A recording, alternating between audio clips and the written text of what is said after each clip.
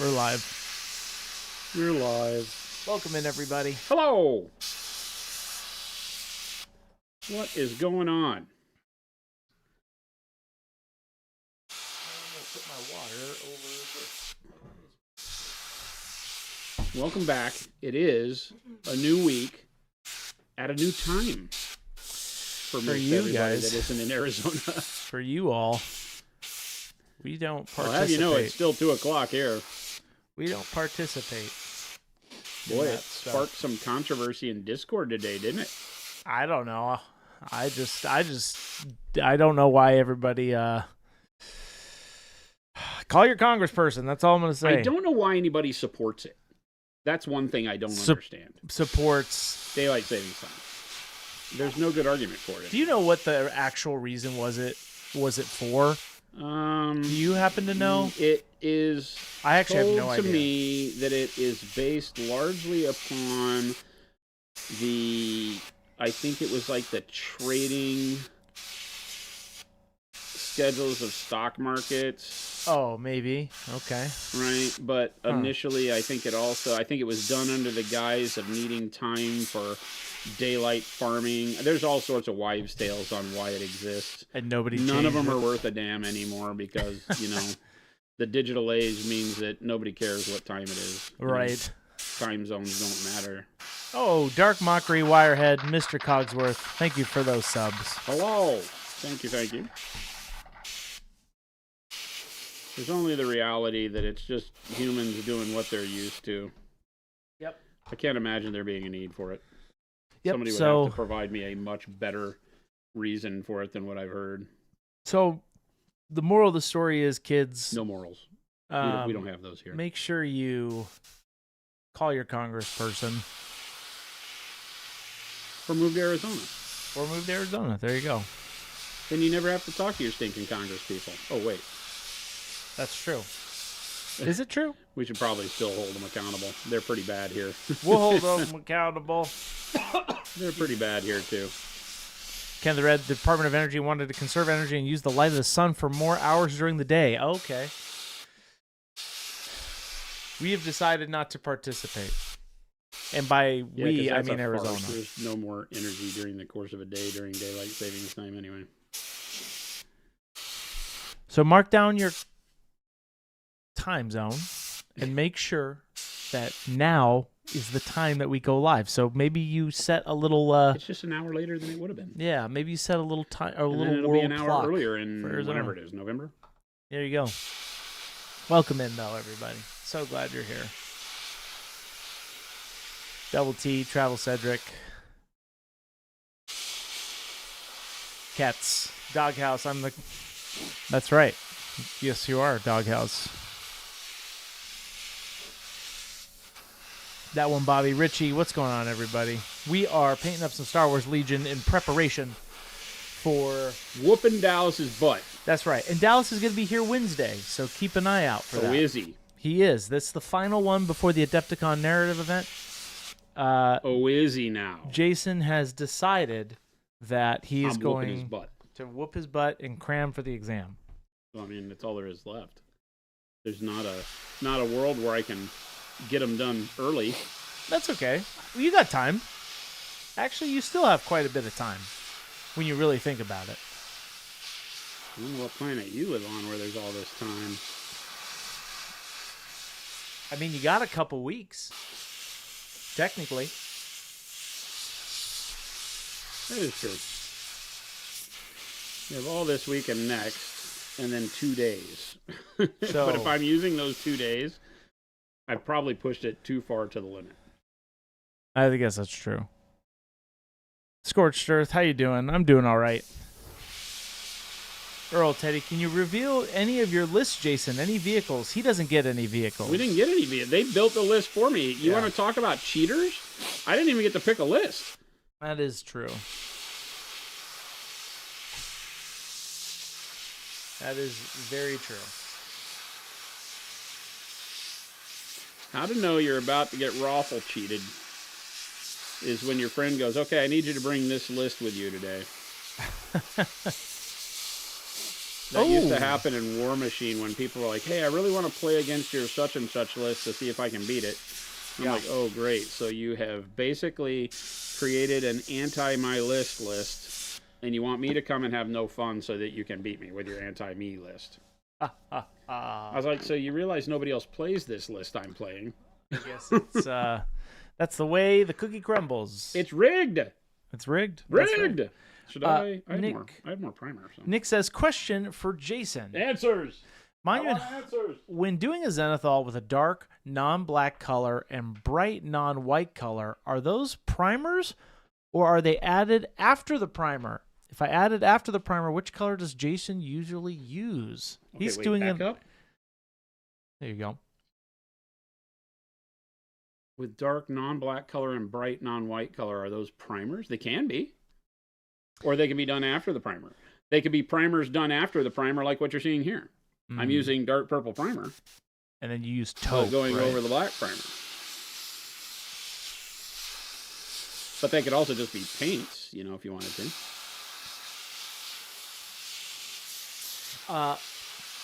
Coles, he got this handle a while ago from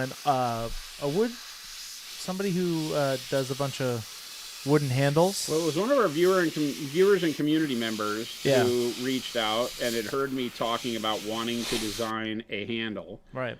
And they had a line of handles that they were working on making, a gentleman in Canada who did wood turning and such.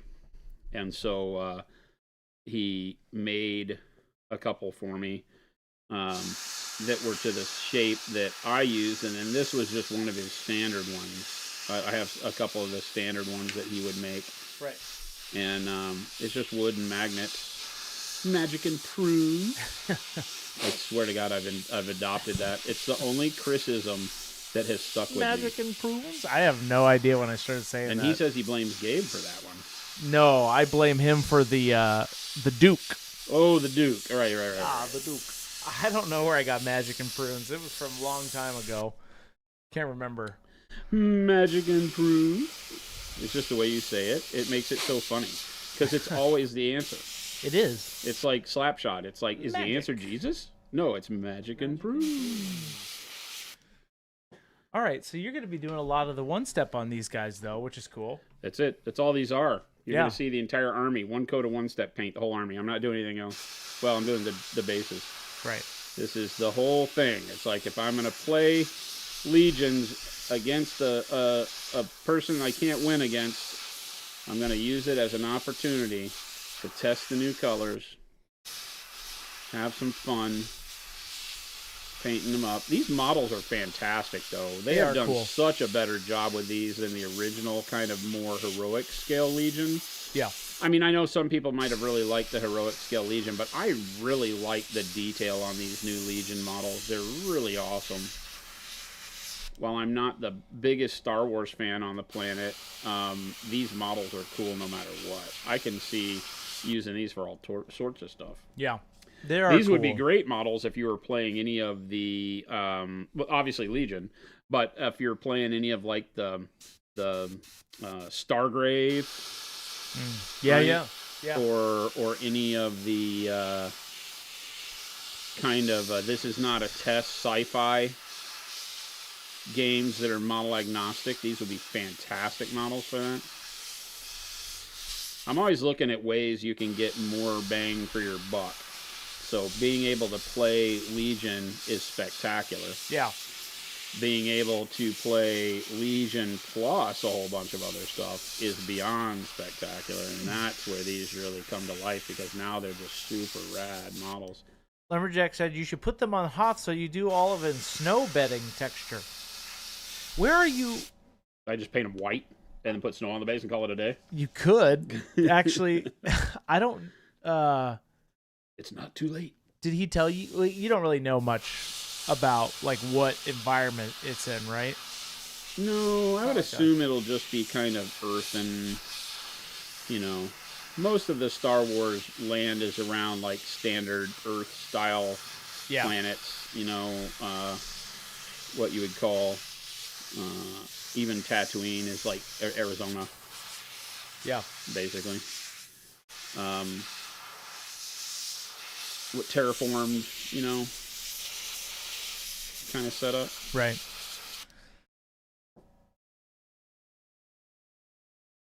Nick Lancer, he's using black primer, and then he has our dark purple primer. That's what the color. It's a purple. I think you primed these with our rattle can black. Yep.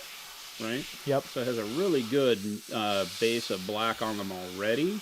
And then I'm zenithal highlighting because we're using the one-step colors, but I want to use a chromatic zenithal on these, not just a black and white. I want to have it be colored so that it helps give more depth to things like, speed paint, contrast paint, like our one-steps.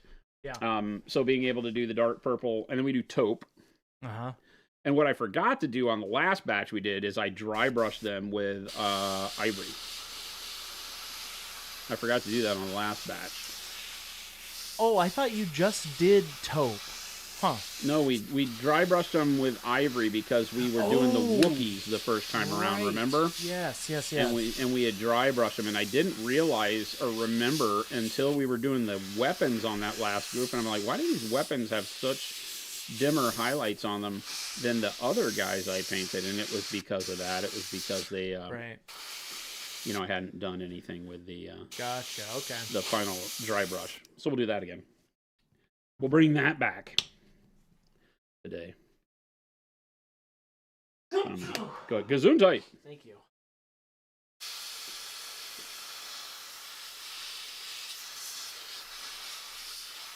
So this is just a quick once over, not doing multiple coats. You're just trying to get good coverage when you're doing a colored filter or a colored base like this for underpainting. Getting rid of all of the black when I do it. Covering all the black when I do it, I guess.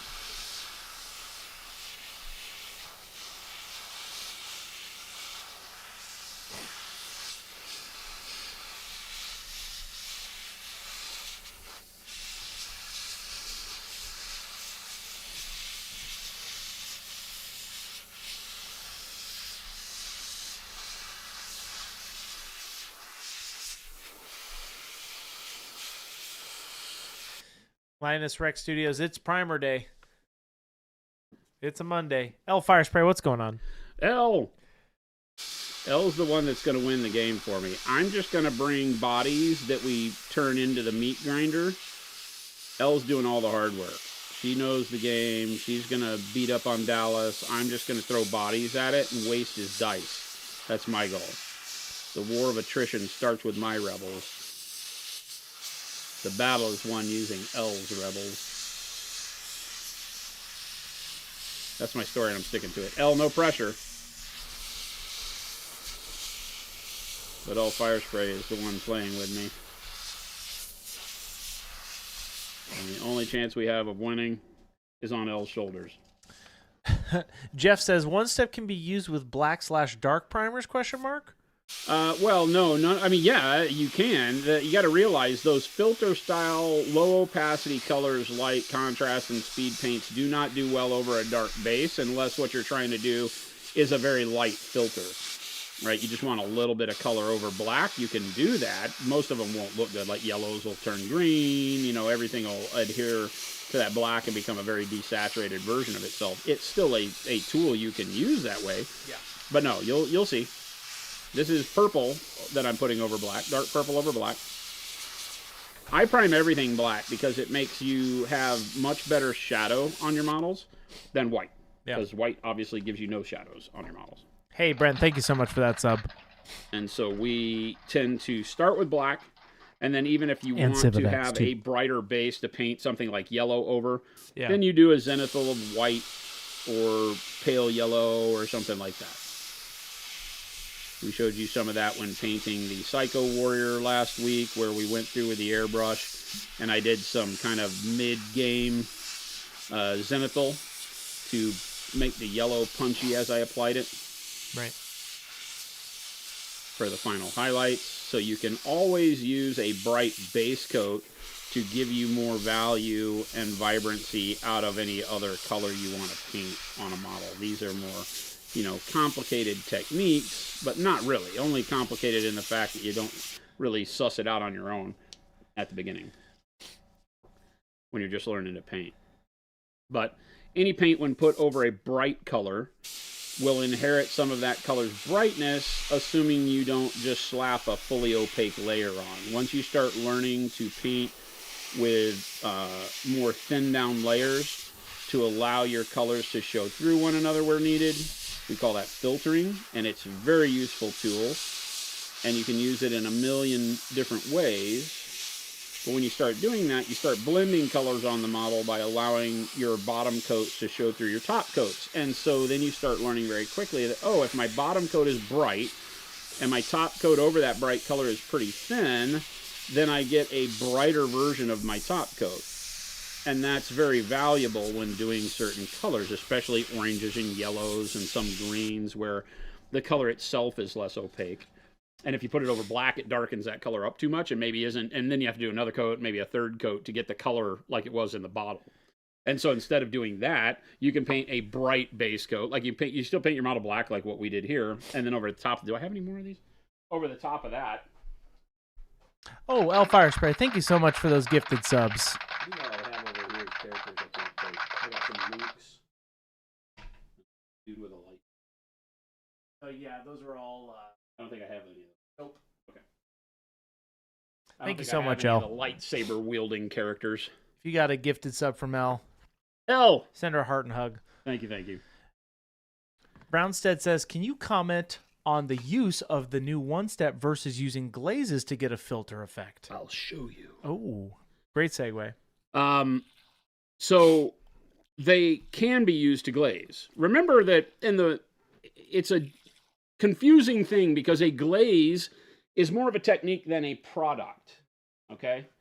So if you buy something that is a glaze or is for glazing, it's really just a tool that filters color, right?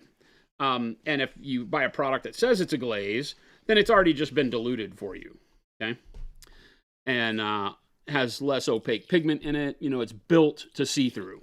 Our transparent paints are great for glazing. Right out of the bottle, they're not going to glaze. You're going to have to thin them out, dilute them with glaze wash medium or with water to get them to glaze in a way that you're thinking of. They still technically are a glaze right out of the bottle because you can see through them, but they'll turn whatever you paint the color of the paint, right? So if you use transparent green and put it over something as a glaze, that thing is now green. Yeah. It's not adding green to another color. It is now green. And the colors beneath it show through just enough to maybe alter the color a bit. But it's going to be a green thing. You're painting it green and you're letting your values show through. Okay? As you go in with something like the one-step paints, they're going to allow you to do that, right? But they also will be a little bit more like the transparents. I call them, they're in between a transparent and a wash. Because they have the staining strength or the tint strength of the transparents, meaning they will cover the whole surface you put them on with color. They allow value to show through and just a smidge of color, right? So when I do this purple and taupe and ivory underpaint and put the one step over the top of it like we're going to, you will get the value, meaning the brightness and darkness of the model, right, to deliver contrast. And then you'll get a little bit of color, a little bit of the taupe, a little bit of the purple will help show through because the colors themselves are opaque enough to kind of cover most of the color underneath them and only really inherit the brightness and darkness. Okay? So that's more like what the transparents do. But what they also do is act like a wash, and they go and filter themselves into crevices and build more pigment, and in the case of most of them, more darkness into crevices like a shade would. So it's giving you the filter at an opaque level enough to give you color over an entire surface like the transparents do, but then it's pulling itself into low spots like a wash does to build up contrast in those areas. So that's the best way to think about them. Now, you can glaze with our washes. You can glaze with our transparents. That's just a matter of thinning them to the point of opacity where it does the job you need it to do. Like if you're wanting to lightly glaze a magenta on cheeks, you can use our magenta wash for that. You see me do that a lot of times, right? If you're wanting to have a more punchy version of magenta, then you take a magenta paint and thin it down. Because the wash will never be super punchy. It's not what it's for. So the first thing to think about is not what paint is built for glazing. All paints are built for glazing.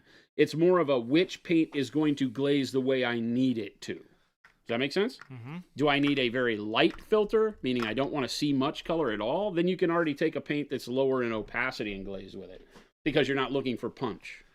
If you need a punchy glaze, like I'm trying to glaze a bright red over my dark red base to brighten it up, and you need more opacity in order to do that, but not a full opaque paint, then you probably want to start with something like our orange red or pyrrole red and thin it down just enough to give you the blending that you need from the glaze and to build up opacity and brightness at the same time. And how will we still thin down the one steps?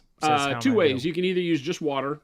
We built it so that it is just like our normal paints. You can thin it with water, or using the one-step medium, the special sauce. The special sauce, of course, will keep it feeling a little bit more like paint, although they are low viscosity paints. They flow more like a water does. Not quite. They're in between our normal paints and more like our washes or like our transparents as far as viscosity. But you can thin them just with water. How many do you actually If you have want a question punch, here. use a fister. How would you say that the standard placement of highlights normally chosen when painting miniatures is the light shining down from the upper right, question mark? Or is it all depending on the scene? This is a great question. It can be completely up to you as to what you want to do. I typically light a model towards or opposite its direction it's looking, or from the direction it's looking might be the way to say that. So, if I've got like something like this, right, and he's looking over this way, then I typically am lighting it from this way because that's where he's looking. Now, you could light against that from over here and get a very cool dramatic look because it's going to put a lot more shadow across his facial features and stuff, but I typically light the face. That's where most of the component of where we look at a model first lies, is this, head and shoulders, right? There might be models you have where the weapon or the wings, or there might be some other feature on them that's more important. Typically it's the face and the expression that they hold is what's going to give it a dynamic effect if you're worried about where to light it from.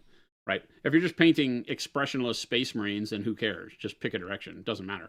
But again, sometimes towards the face gives it more drama, right? They're going towards the action. The light is where that is, so it wants to see that.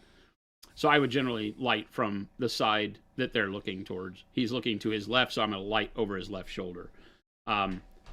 This guy's looking more towards his right, so I might light over the right shoulder. It really just depends.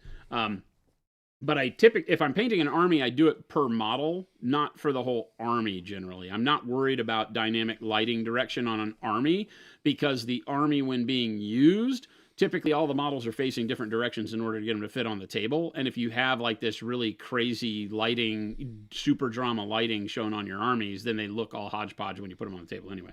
So I kind of just light for the direction the model's looking and call it a day. So what about glaze and wash medium to thin it down, the one step?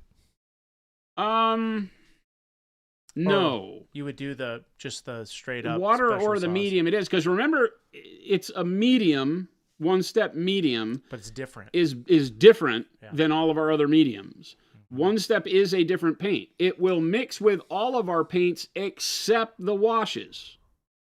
I don't like the way it interacts with the washes. You can mix it with them. It doesn't really give you anything you need because they're fighting for what they're supposed to do. The wash and the one step do two different things. And so mixing them together is like crossing the streams. Why would you do that? They're two different functional aspects of a paint that don't create anything usable when you mix them together, really. So the glaze wash medium I would not mix with one step. You can try it, but I don't think it does you any good. It would thicken it up, which wouldn't do you much good for actually using it. Yes, Bugs. We don't drink it. We don't drink, we don't eat. All right, next. So we're going on to the taupe highlight? Taupe. Or, highlight. Taupe. Where does the term zenithal come from anyway? Oh, it's a bad term and it bugs the crap out of me. It's one of those I have to use because our industry uses it so much, but I hate it. Zenithal, technically, by its definition, is the zenith is the highest, the peak in an object's travel in an orbit away from its center, right? Oh. So the zenith is when it's at its highest point in an orbit. Okay. So technically noon, straight up and down. So that's where the term zenithal highlight comes from. Yeah, because it's from up to down, which is not You don't like that. I'm a language person, and that's the incorrect use of language. Because you like the 10 and 2. Zenithal technically would be from noon. Okay. And that provides really high contrast shadows on a model that are very difficult to use when painting to get across everything you want, because it creates longer shadows. Right. And doesn't allow enough of the model to contain, storytelling elements, in my opinion. Now, there could be a reason why a model is shaped right to do it from straight down, but typically 10 and 2 is where I want it from. And that's just called zenithal lighting.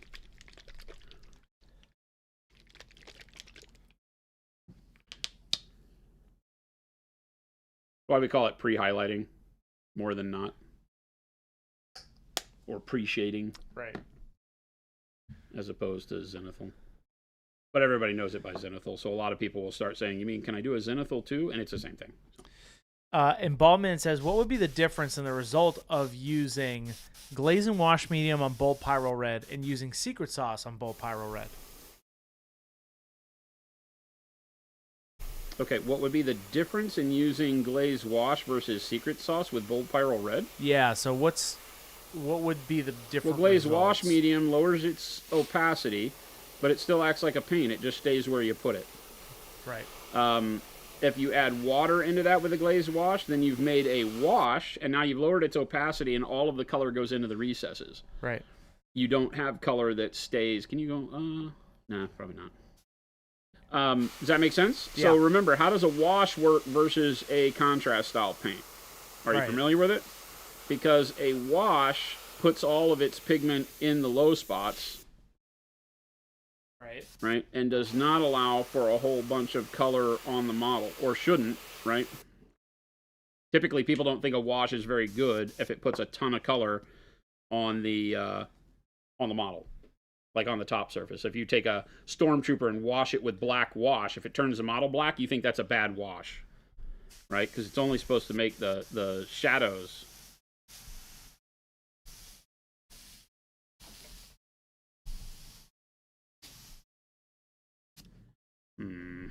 What's the matter?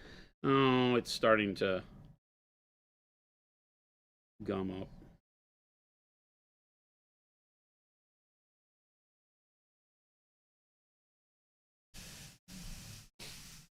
Scorcher says, L, I'm rooting for you guys to beat Dallas. Hope he plays fair. L says, we shall see. He's a sneaky one. Hey, he'll be here Wednesday on the guest stream. Hang on, I gotta do some surgery real quick. That's okay.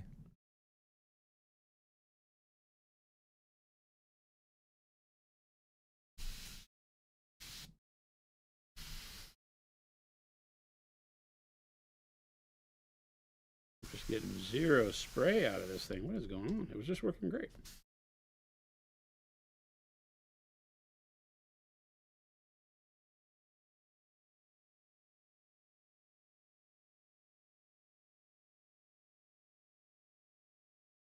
I'm gonna have to clean this. That's okay.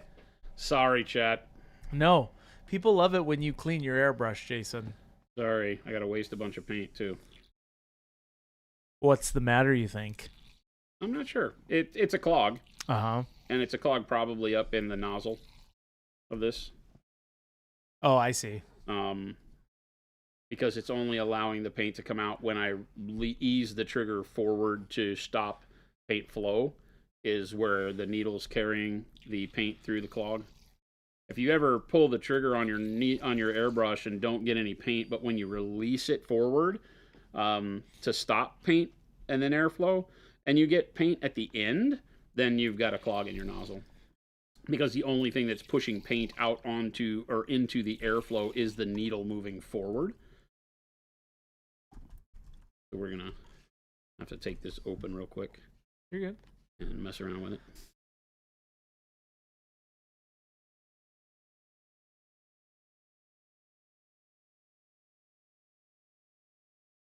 Is the game going to be recorded for those who are not there? I think they're streaming it. It's on a live stream channel. I don't know where. I think on Twitch. Yeah, but I don't know if it's the AMG main one or Adepticons. I think I don't know. So that is yet to be told. Maybe Dallas can tell us when he comes on this week.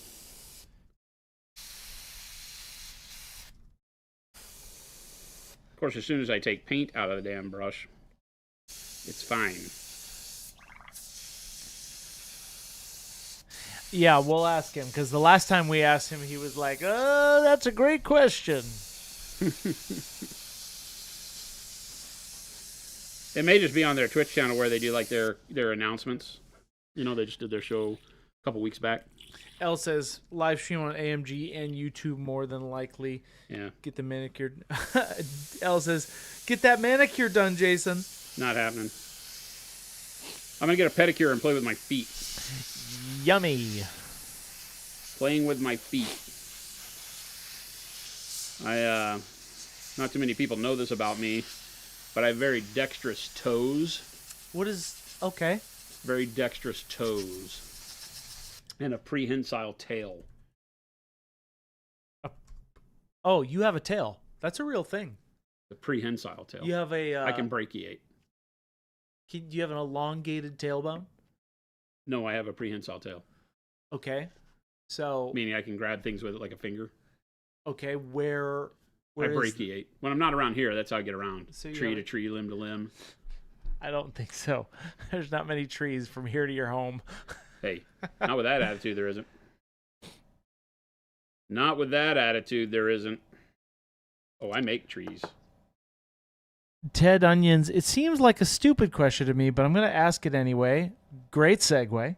Do you recommend your dead flesh recipe for zombies? Why not? Do I recommend it for zombies? Sure. Yeah. I'm not going to answer for Jason, but that's a great dead... If you're talking about that dead horse he did a while ago, that could... I started using that on my zombies, actually. This is a neat one for the... what are they called? The Whoozama-whatsits. The good old Whoozama-whatsits. The Whoozama-whatsits from the northern region. Nurgle. What are they called? Poxwalkers? Poxwalker. I think they're called Poxwalkers, right? I think so. Or little Nurgle demons. Like the Poxwalkers. I did a cool one for too, and I really like that Poxwalker write-up. No, the one on the witch texture. I'm not sure what you're talking about, Ted Onions. Oh, you're talking about the short. Yeah. Sure. Do it.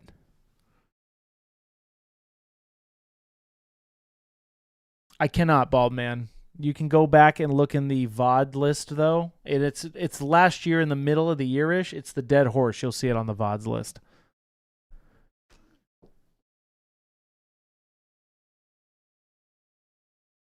Oh, yeah.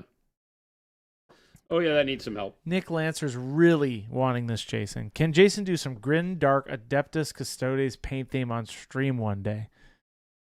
Grimdark Adeptus Custodes. Grimdark. I have a lot of Custodes models, yeah. The new Real ones, not fake ones. The new ones are...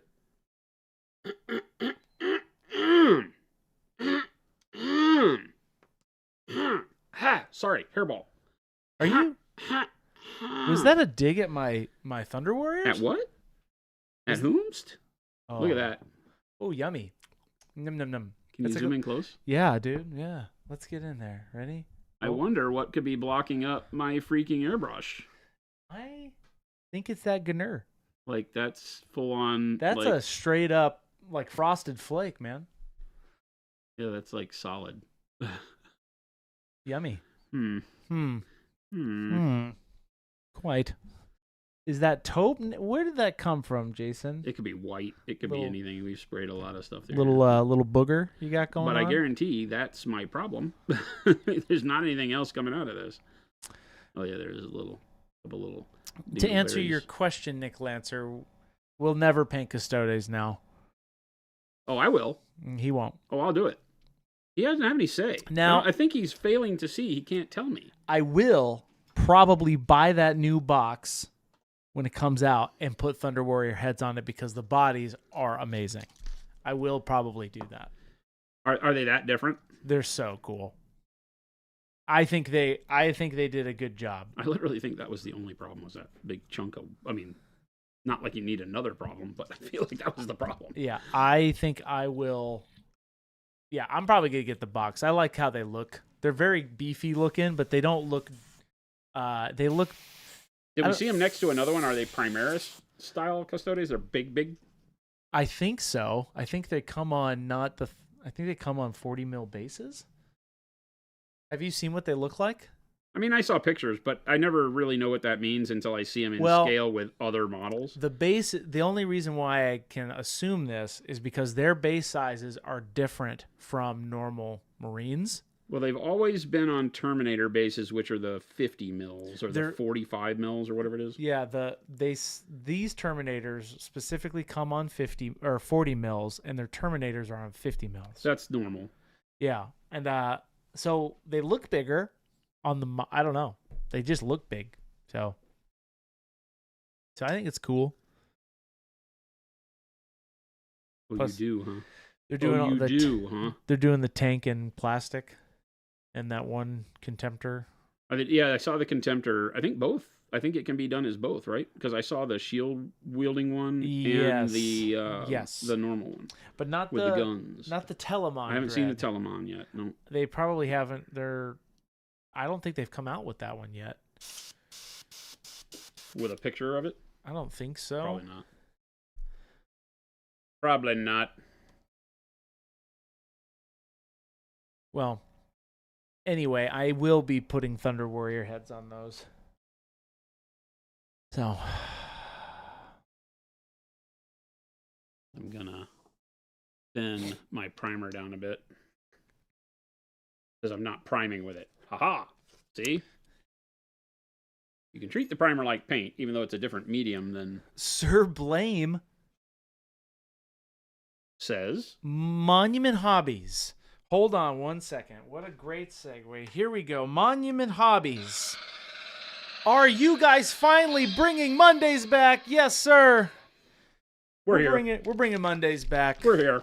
We took the reins off Chris and we said, Chris, what would you do if you could do one thing in this glorious world of ours? And he said, I'd bring Mondays back. I bring Mondays back. And so you know what we do around Monument Hobbies is we build towards people's strengths. There. And if Chris thinks that he needs and finds a strength and a love in bringing Mondays back, then by golly, you do that, Chris. There's a lot of hidden messages in what Jason just said, but at the end of the day, Mondays are... There's no hidden messages. Mondays are back. What are you talking about? We brought them back to life. Well, I don't understand. Every once in a blue moon, we've done a giveaway on a Friday, then a Monday, and then made you guys wait for a long time. Can you ask Gabriel? You can ask Gabriel. To bring some glazed wash when he comes? Thanks. I'm going to pretend you didn't say that to me. You can ask Gabriel. Yes, I can. I'm going to pretend you didn't say that to me. Jason is yelling at me to... Did I yell, chat? Did I yell even a little bit? I don't think I did. Is making a harsh request. Harsh is fair. Is fair. Harsh but fair request. Making a request that you bring glaze and wash medium. Need some glazed wash medium for the studio and $10,000. Could you literally type more? You could just say, "Hey, bring glazed wash when you come." That could be what you do. I'm typing a lot. You're typing a lot. I have to make sure I'm being extremely clear to everybody because for some reason we got to be clear. No free pub for sick Chris. Oh, Lumberjack. You think he'll bring it over in like a raw material, like 5 gallons? That would be very convenient. I brought it. Gaslighting a senior citizen is elder abuse, Chris. Well, good thing I don't do that, bald man. Oh, he does. And by the way, you're banned. Banned. Yeah, we knew that was coming. He, don't feel bad, chat. He protects himself from the evils he does by banning people. So don't feel too bad. I've only banned people who have actually deserved bans. That deserve it. Yeah, we've heard it before, Chris. I've never banned anybody. You've banned everybody that you think's deserved it. Don't cross me. I see. There we go. Here's the true Chris. Jason yelled at Chris so loud that he blew out my headphones. What? He did. He's fine. You guys are all great.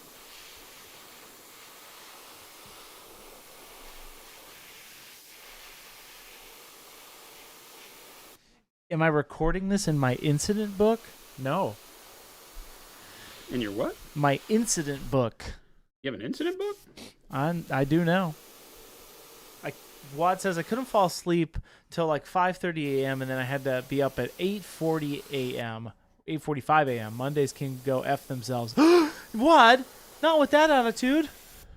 That sounds like a really sucky night. I apologize for your sucky night. What but the heck happened? At least Mondays are semi back for Wad.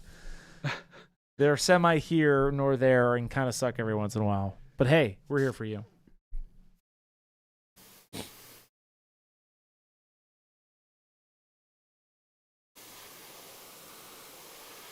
Chris banned me for going to his mom for sushi points. Well, Ghost Hunter, that's just how that works.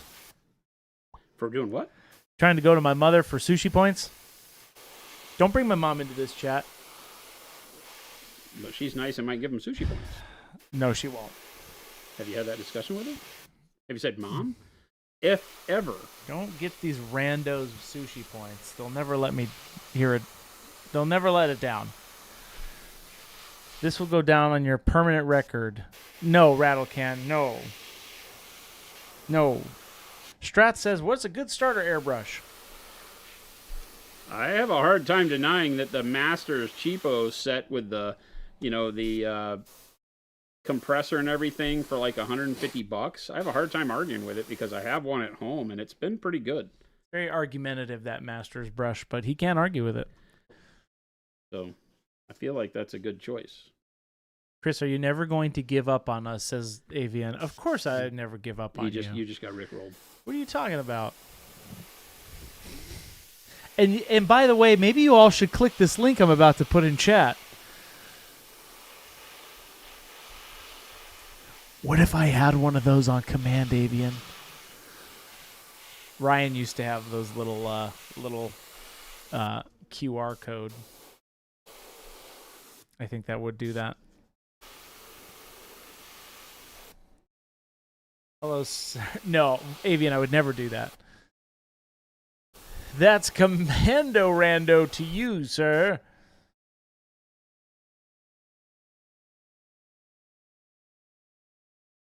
And just quick, like you can see, like this guy's kind of looking over to his right, so that's where we'll go.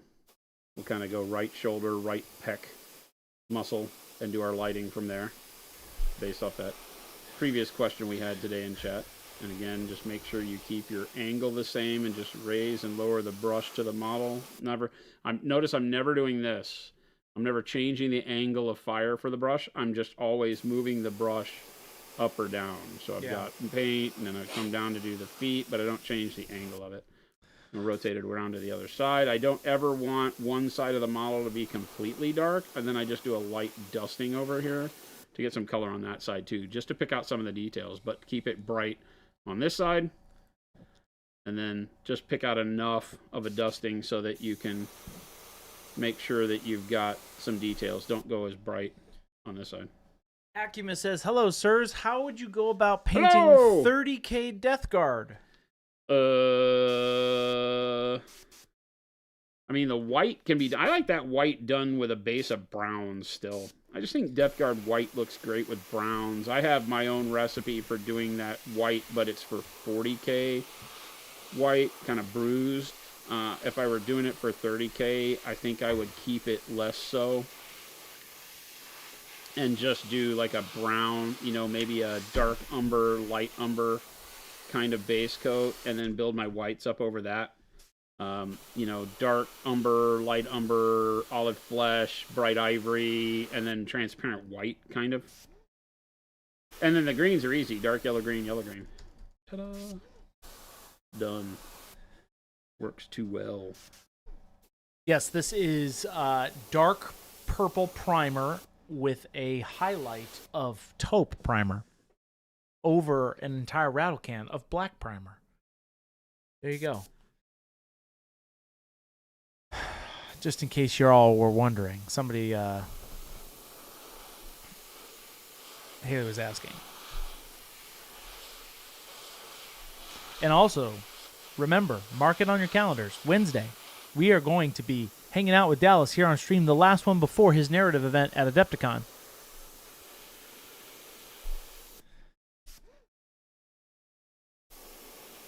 Commando Ken, we were talking about toes earlier. Prehensile. Prehensile tail.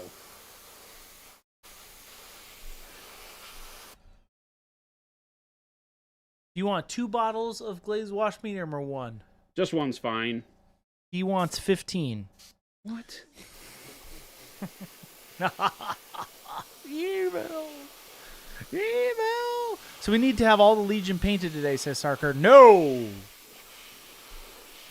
I think Jason will go pretty quick. Isn't that right, Jason? Oh, is that a command? Is that a dance monkey dance? Go faster? No, is that what that just was? You painted the other ones relatively quickly. Yeah, I mean, one step makes this whole thing just too easy. Sarker says, did you talk to Dallas about what happens if you win this rigged game? Great. No. Question. No. Do I go down in the annals of all AMG all time? I guess so. Malev says, almost 1% sure these guys are from Battlestar Galactica. 99% sure they're from Star Wars, though. Hey, you could do both. Wait a minute. Whatever universe you decide. It's your world. How many percentage? 1%. Okay. Gotcha. Just 1%. They're 1% BSG, 99% Star Wars. Does that mean that BSG was a ripoff of Star Wars? I don't know. You tell me, Jason. I really liked Battlestar Galactica as a kid. Bugman says, what are the stakes? There are no stakes. Jason is just going into this blind and willing. You know, a friend asked for a favor. That's right. That's 100% what this is me being a friend and doing the friend thing. And this is what I get for being friendly. The stakes? This is what I get for being friendly. Oh, you're gonna die. It's all there for Dallas's pleasure. You did say yes, Jason. I did say yes. You know, I'm good to my friends. Dallas is a good friend of the stream and of Monument Hobbies. And I like him as a person, or at least I did. We'll see how long that lasts past this whole ordeal. Could this be it? That's the real question. Could this be it for Dallas? There's not really anything on the line, so to speak, I don't think. You mean There's on not the like line? bragging right. I guess it's bragging rights, I guess would be the only thing, right? Elle and I just get to say, ha ha ha, even a cheater couldn't beat us. That's how good we are at gaming. If you happen to win, that's pretty cool. Yeah. I highly doubt you're going to win. Yeah, I don't think that's possible, but, you know. But that's okay. Know. You can try. Right? Here's a good example. That last model that I highlighted is this same model, just with a different head on it. Yeah. And so highlight one from the left shoulder. Right? And highlight this one off the right shoulder.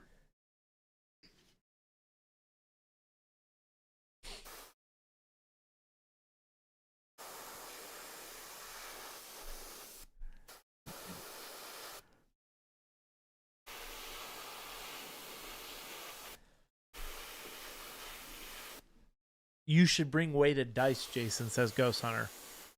What if you got some gag dice? You think they'd get the gag? What do you mean? Why do you keep rolling the numbers you need? Is that dice weighted more for 5s and 6s? Wait a minute. Are you calling me a cheater? I ain't calling you for dinner. That's from SpongeBob. Are you calling me a liar? I ain't calling you for dinner.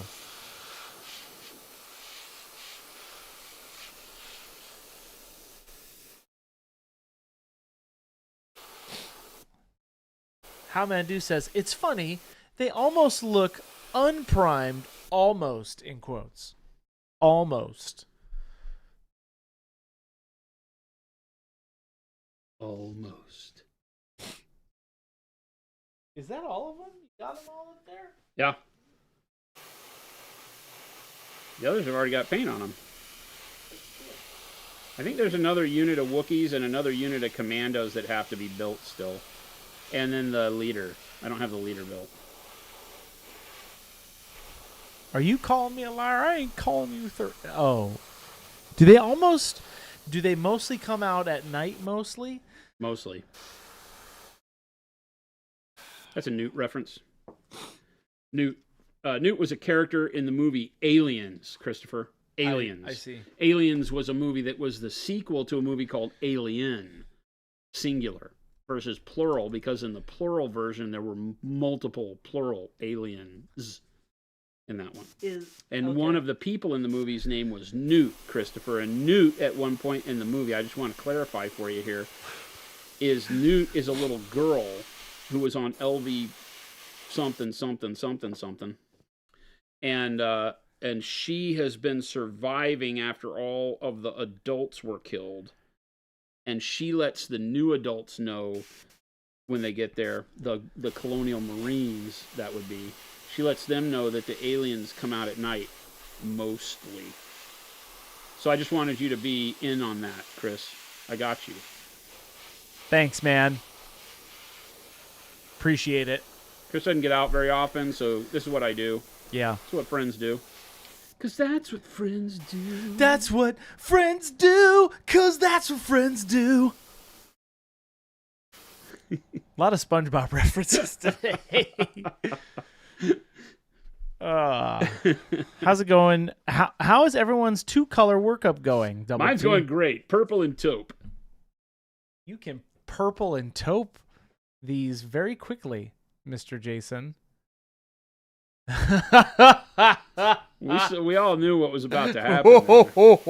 I would never do that publicly in front of millions of people. I'm sorry. So when I'm doing the bright side of a workup like this, doing the pre-highlight, I'm about 2 to 3 inches max from the model to get the most color on it in once. Mm-hmm. But then when I do the opposite side, I pull back to about 4, maybe 5 inches away, so that it gives it a much lighter dusting. That way I'm pressing the trigger the same amount of paint is coming out, but the cone is broader, right? So it doesn't give me as much color. And then just kind of move in between the two to blend the area where maybe you get the brighter color and the darker color coming together, so it doesn't just look like you held a piece of paper up and it just switched. I hope everybody's having fun with that challenge. It'll be a good time.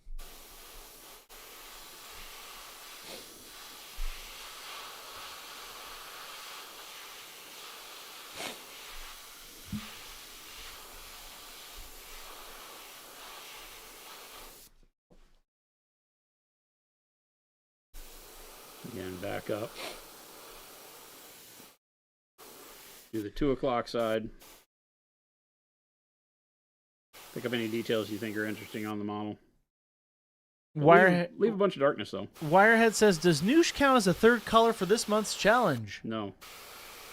There you go. Wait. You're wanting to say, can you use Noosh? You're just wanting... Your question, Wirehead, is... You're just thinking about mediums right now. Can they use glaze and wash medium and Noosh? I mean, you can thin the paints however you like. Yeah, there you go. You know, if you want to do a wash of one color over it, I think that's fine. I wouldn't have a problem with you doing Noosh over it, because neither one of those add color. They're just a way to use the colors. Yeah, it's not a color. So I think using them as tools for, putting the paint on the model is fine. I can't think right off the top of my head of anything that really goes against the spirit of why I'm asking you to only use 2 colors. Yeah, I think that's okay. Glaze and wash medium's fine too. Ozzy says, hello, nerds. Hello, nerds. Question, what's the difference between one-step paints and transparent paints? Great question. Well, we were just talking about that. As F on cue. So transparent paints are paint.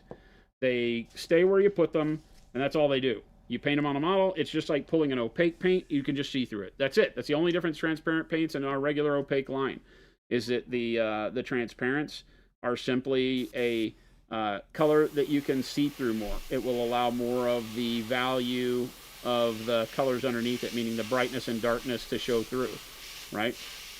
But it doesn't act like a wash until you turn it into one, and when you turn it into a wash, it has less of that tint strength to color the model. and it just goes into the recesses, because that's what washes do, right? When you have a wash on a model, you're looking to put pigment in the recesses so that it acts as a shade. When you're using a transparent, you're looking to put paint on the model entirely and just have it be see-through. And that's the difference. One step acts like a hybrid. It is see-through and allows the value of all of the colors underneath it to show through, while also acting like a wash and pulling into the recesses to darken up those recesses. So you get double duty out of it. Mm-hmm. I said duty. I didn't make a comment. I'll say it again. Everybody poops. Stan says, any tips for the taupe primer? I find mine super thick compared to, say, the black or the neutral gray, to the point it just won't spray through my airbrush at 25 psi, 0.5 needle. Can it take a bit of glaze wash or just water to thin it down? Haven't tried my red oxide or dark purple yet. I mean, I just thinned mine down. Mine was clogging for a totally different reason. It is maybe a little bit thicker, my bottle. So I can check on that, make sure we didn't have a batch that was overly thick. I used my taupe primer all the time at 30 psi, and I've never had a problem with it. But yeah, I mean, if you're using it like I'm using it, feel free to thin it. If it's your only prime color over the model, I don't want you to thin it. Yeah. Right, because that takes away the priming capability. It makes it a little weaker as a primer because you're thinning the resin. Resin is the acrylic or polyurethane resin that is, making the paint adhere to the model, really, right? The resin is what you are left with when it's the plastic coating that you're left with once the paint cures. And if you thin the paint, then you're lowering the strength of that resin to some extent, depending on how much you thin, right? I don't want to scare people into thinking their paint's not going to stick if they thin the paint. But we've all probably seen it. When you airbrush, you're putting a thinner coating of paint on. Or when you're glazing, you're putting a thinner coating of paint on. And sometimes you might find that when you go back over the top of that, if you go back over it too wet, you'll move it, right? Because the resins just aren't as heavy duty and strong once you have gone through and thinned your paint that way. So just be careful with that and understand that that's the case. And if you're going to thin the primer, do like I just did. I thinned it because I'm using it as a color. We don't have a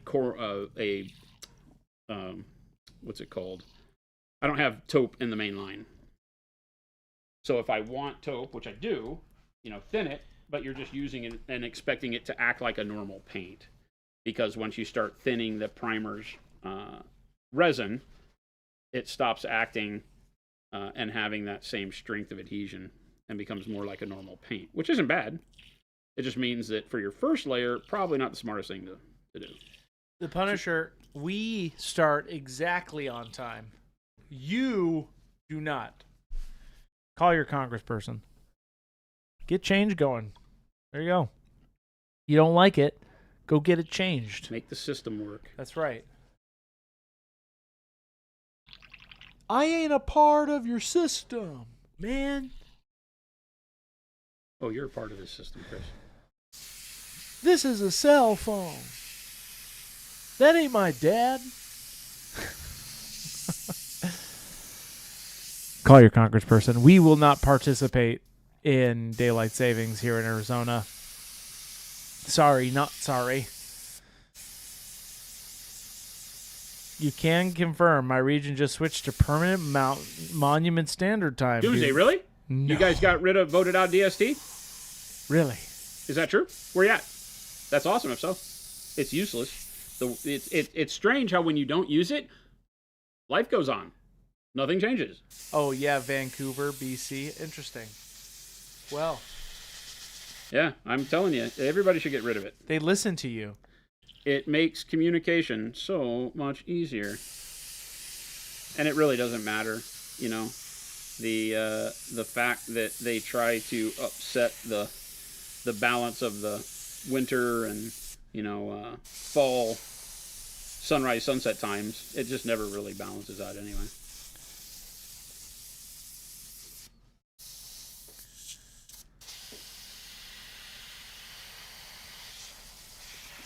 All right, we're done with the airbrush.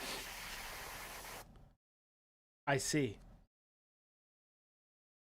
I see. Wizard's Butt is only one color, Ghost Hunter. No, technically, Wizard's Butt is many colors. It's whatever color it wants to be. You can use one color of Wizard's Butt and then a second color of Wizard's Butt to equal 2 colors of Wizard's Butt. And they would be totally different from one another. Right. So, no, you have to limit yourself. And I said that specifically in the Discord challenge rules. You have to take a picture of the 2 colors. I know people like you were coming for me. Well, it's still just 2 colors. I know. That's what I'm saying. So I don't understand how Wizard's Butt plays anything in there. Oh, you're saying that you could use all the Wizard's Butts as one of your colors. Technically, Wizard's Butt is one color. Ah, that's big brain on Brad thinking, but I'm going to say no. I said you have to take a picture of the 2 colors that you're using. Monument Standard Time. That's right, Big Bob. I'm saying we all need to be in the same time zone, right? Some people just go to bed at like 4 in the afternoon. That's true. John says, I need to paint over 200 Alpha Legion eye lenses. Wow. What workup would you recommend for bright red? Would transparents help? Oh, boy. That's a lot of lenses. Yeah, the red fluorescent. So paint all the lenses white, and then the red fluorescent on them might be all you need. Realize that when we did this guy, all we did was a coat of white and then the green fluorescent, right? And it's fine. So you could do that with the red fluorescent. The lenses aren't shaped quite like this. This one had pig domes in the middle, but the lenses are similar. They have a trough around the eye.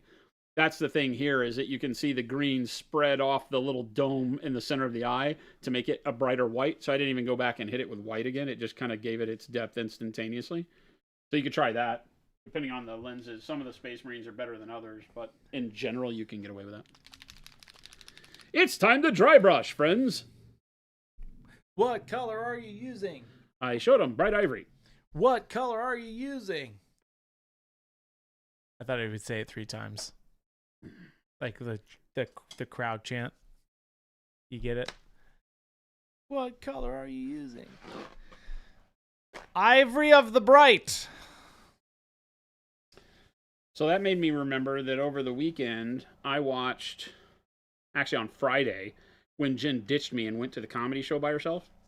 Or without me. She didn't go by herself. She went with her real friends. I heard it was a really good show. Oh, boy. Thanks for reminding me. I didn't say that, though.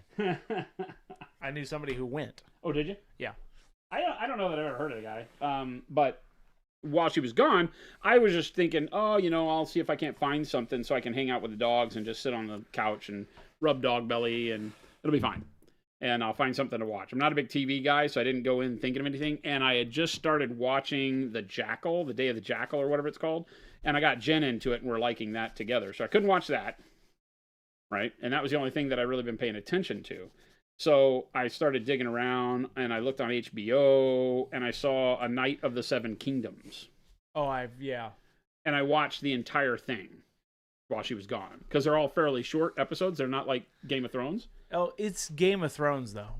It's in the Game of Thrones universe, yeah. Right.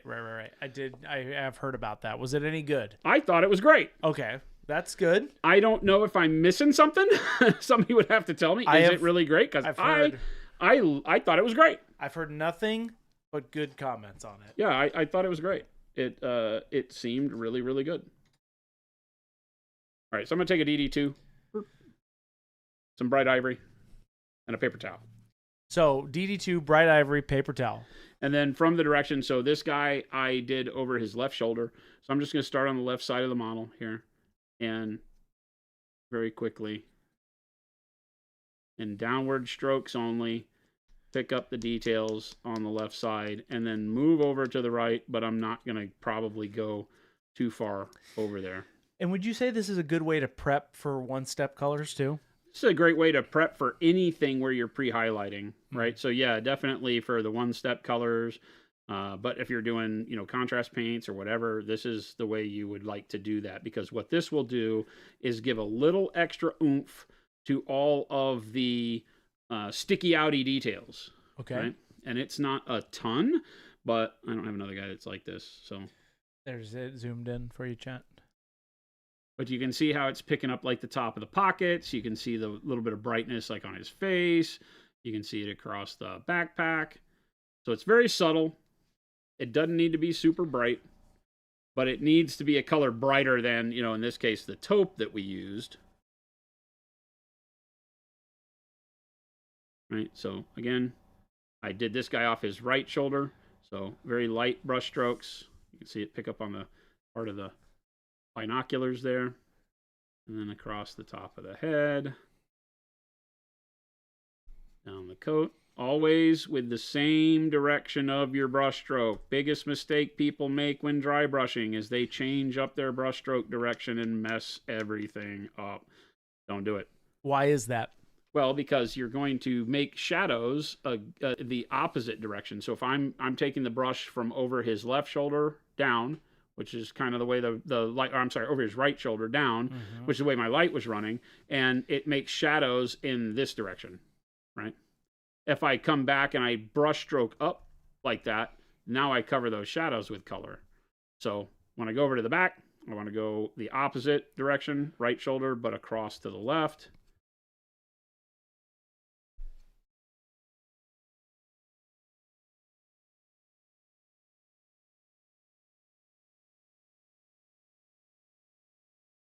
Always just on the downstroke.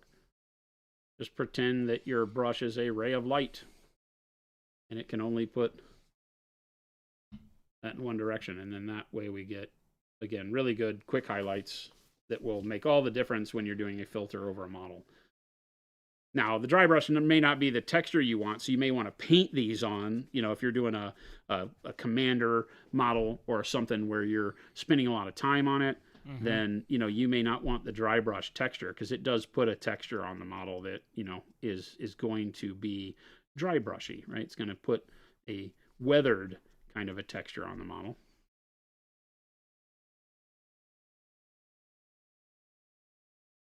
But when going quick, nobody cares. Just do it.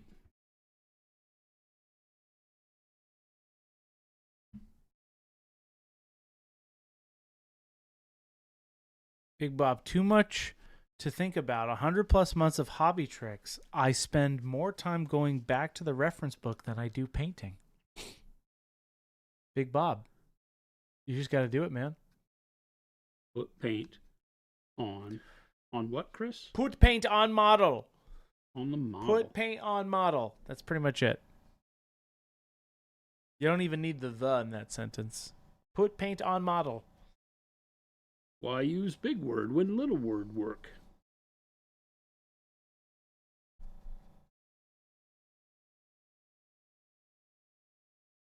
You can never get it wrong if you put your heart and soul into it. There you go. Maybe you could. Yeah, that's a dangerous statement to make. But hey, as long as you're enjoying the process, it doesn't matter. Now, you might make a mistake in your eyes, which is justifiable, but make sure you enjoy it. Just pick yourself back up. That's right. Go after it again.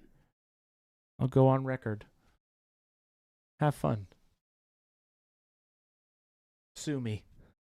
We're not here to sue you, Chris. We're here to have fun. Sue me. I dare you. Wait a minute. It's a dare now? Dare me. Wirehead says, I thought I made a mistake once, but I was wrong. But I was wrong. Wait a minute.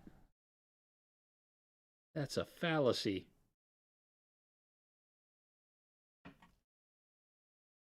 Jarls Tony.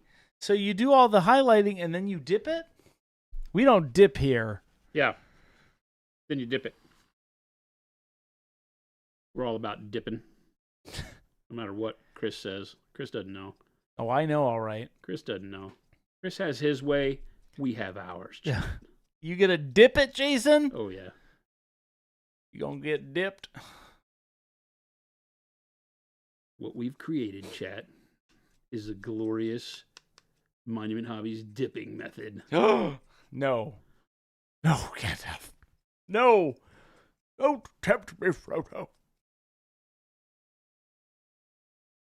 When you dip, I dip, we dip, says Frigid Phoenix. I will kill you. Dip, I will kill you.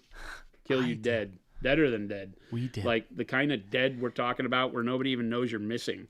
They just forget you even existed kind of dead. Wirehead dip grill. Just a drop between the cheek and gum. Dipacryl. Dipacryl. That's our version of dip. We're just going to start producing tobacco products for all of you. That's our version of dip. Deal with it. Back in the day when the Back in the day when the kids did real dip. back in the day when the kids did real dip. Back in the day when you could walk 5 miles for a carton of cigarettes for your mom. They wouldn't even question it. They just ask how she was doing. And then you knew her by name. Has she gotten over her emphysema yet, kid? No, but she's going out strong. She's going out with a bang. You put your hand up on your hip when I dip. I you kill dip. you. Shush. Don't read that. I can't. What's that? Don't read it. Fun dip? Don't read it. Lucius Rex is doing it. You're onto Is something. Fun Dip the little, like the sugar sticks? Fun dip is when you take all your clothes off and you hop in the pool, in my opinion. Also, Yeah, also Fun dip is correct. the candy, is essentially candy cocaine. Yes. It's just sugar with a stick of sugar. Yes. All the Yum, sugar. yum, yum, yum, yum. One dip trademark. That's right, Howmandu. We're going to come out with a dip. And it's going to be in like straight up dip cans. That's our dip. Like snuff. Straight up. That's what our dip That's what we is. should have. That's what we should have called the weathering pigments. Snuff. Pro a Weathering. dip. Weathering dip. Proacryl's weathering dip. Malev says, y'all gets down with dots. Now, if you're talking about the candy, Dippin' Dots. Dippin' Dots, we got dots.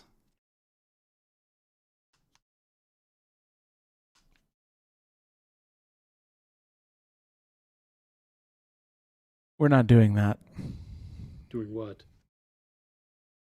Dipping? You're not going to dip, Oh, Jason? that's gross. I grew up in Texas. No, I meant Where like dipping the model. Half the school had the Copenhagen cans in like the round indention in their back pocket. Ah, yes. The old Copenhagen. Spitfire Miniatures deciding to bring it back to painting. Love it. When you airbrush, do you mix paint in the airbrush cup or in a different vessel? In a different vessel. He does it in possible. a mixing cup. I don't do it in the airbrush cup anymore. I used to. It's a problem.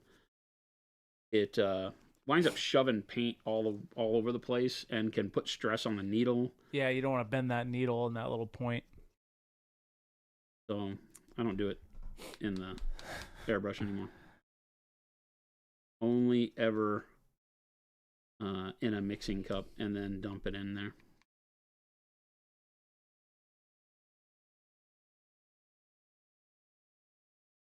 How do you make sure you get the most amount of the paint from your mixing cup? I don't want to lose too much of the liquid gold. Well, making it thinner and being comfortable painting with thin paint is a big way to do that. Okay. Right? Because you're right, the thicker the paint is, the more you're going to waste.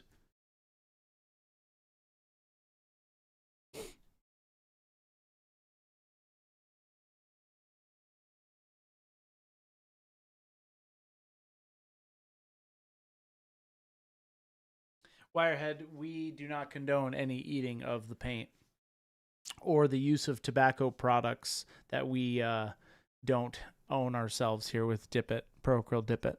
What? We're coming out with, this is going to happen. We're Pro not Acryl Dip. We're not doing tobacco products. We can do those little pouches that are really We're popular, not doing Jason. We're not doing pouches or nicotine anything, or Caffeine pouches are getting popular. we're not doing that either.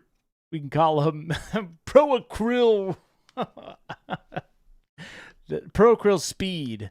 There you go. Just plain speed. We're just giving you speed. Do you think you guys need to secretly talk to Tony or someone at A&G booth to talk them into letting you use the new pirate tank? So when Dallas asks you can say you hired pirates. We can't do anything. We're in no control. Sagar. Jason's going to show up. He's going to take it, and he's doing then it I'm for gonna his leave. friend. Then I'm going to go back to my fun at my booth. He's going to go over to I the don't even know when this AMG is. booth. When are we doing this? Jason, you are doing this. Isn't it in the I middle of the don't afternoon know. on Thursday or something? This is your thing. You should know these things, Jason. This isn't my thing. This is Dallas's thing. This is true. I don't remember off the top of my head. I blame L. Elle, what time is it? Help. Jason needs your help. You're our only hope. See what I did there, chat? I brought it full circle. Great segue. Elle, help. Help us. Help us, Fire Spray. You're our only hope. I'm looking back in our chats. Elle's like, yes. When is the Dallas event? When is the Dallas beatdown? Is it Thursday or Friday afternoon? I feel like that's the way it works.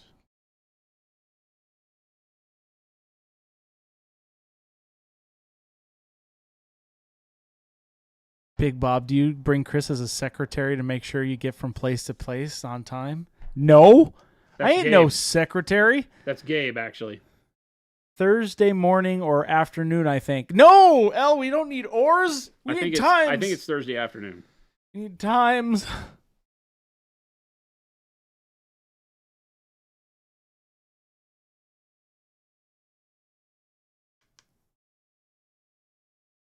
Tech Badger, I'm painting my Dystopian Wars Imperium fleet. Cool. And next up is batch painting all the command bridges / superstructures. I want to create a nice dark steel look to complement the dark camo green hull, but I don't know how to get a real world look outside of just using metallic silver and slapping a washout over it. What do I do? I think there's no problem in doing that, right? I think using, like dark silver and then silver, remember using the metallics to highlight themselves and create layering is great to start, and then a wash. There's nothing wrong with that. Look, it's Jen. Come on to... I don't have... There's a real set up. Jen here. Hey, it's Jen. She's off here. You guys can't see her, but Jen's here. Oh, she'll come over here. There she is. Where is the camera?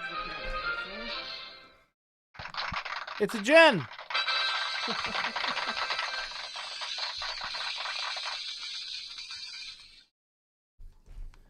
How was your thing? It was good. That's good. You tell whoever parked in my space that fired. Hell to pay. Fired. International's Women's Day does not let people park in my spot. That's true. Wasn't that yesterday? Yeah. I gave Jen crap about it. I see. I walked into the kitchen. She had made coffee for me, and it was there. And I was like, "Oh yes, As it should be. as it should be." Oh. Its place. Everybody says hi, Jen. Hi, everyone.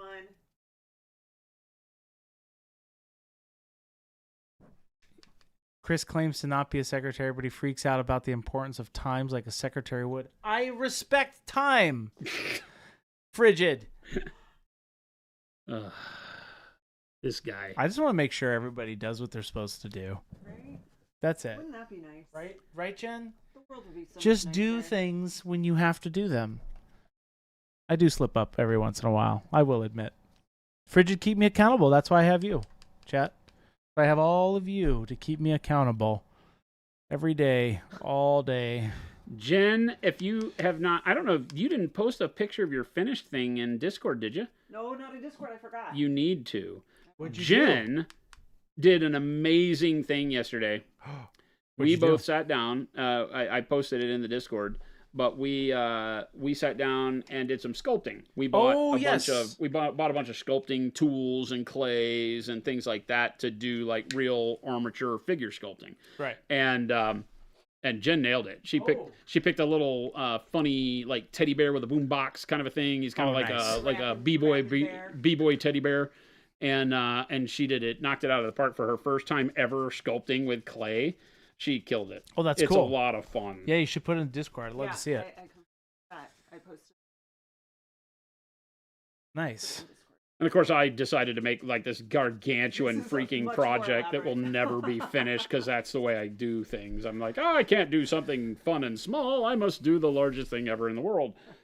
So I made this huge beastie giant with 3 arms that Nice. I will never get done with, but it'll be fun. Goodbye, Jen. Bye. Take it easy. Hey, what's for dinner? I don't know. I didn't even say this about the- Something sounds good. No. All right. Cool. Bye, Jen. Bye. Everybody says bye. El Firespray says, okay, Dallas said Thursday 2 p.m. to 5 p.m. Central. Ugh, they're not on Mountain Standard Time yet. 3 hours? 3 hours in the middle of the first day of my product launch? What are they thinking? You said yes. Wirehead says we love Jen because Oh.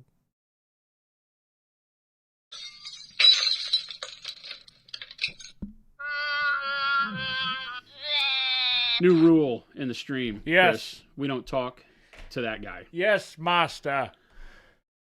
We don't we don't. Abby Normal. We don't talk to that. Wirehead, you're banned.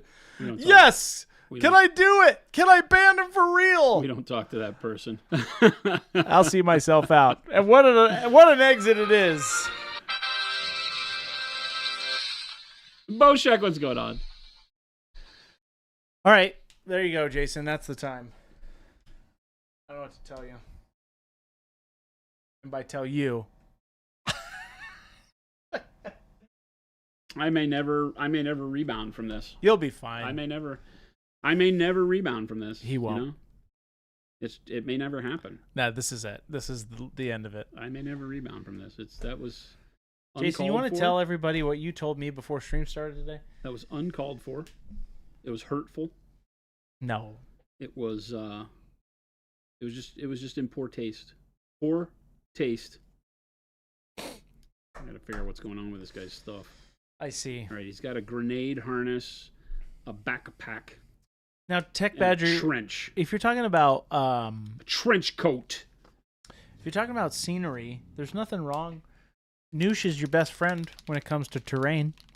Oh, so good.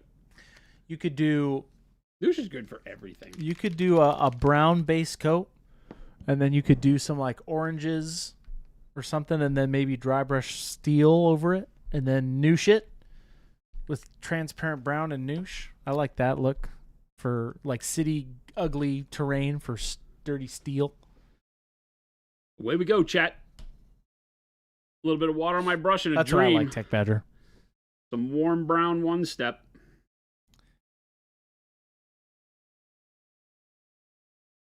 No dilution, no extra water on the brush. I'm just going to town with it on this guy.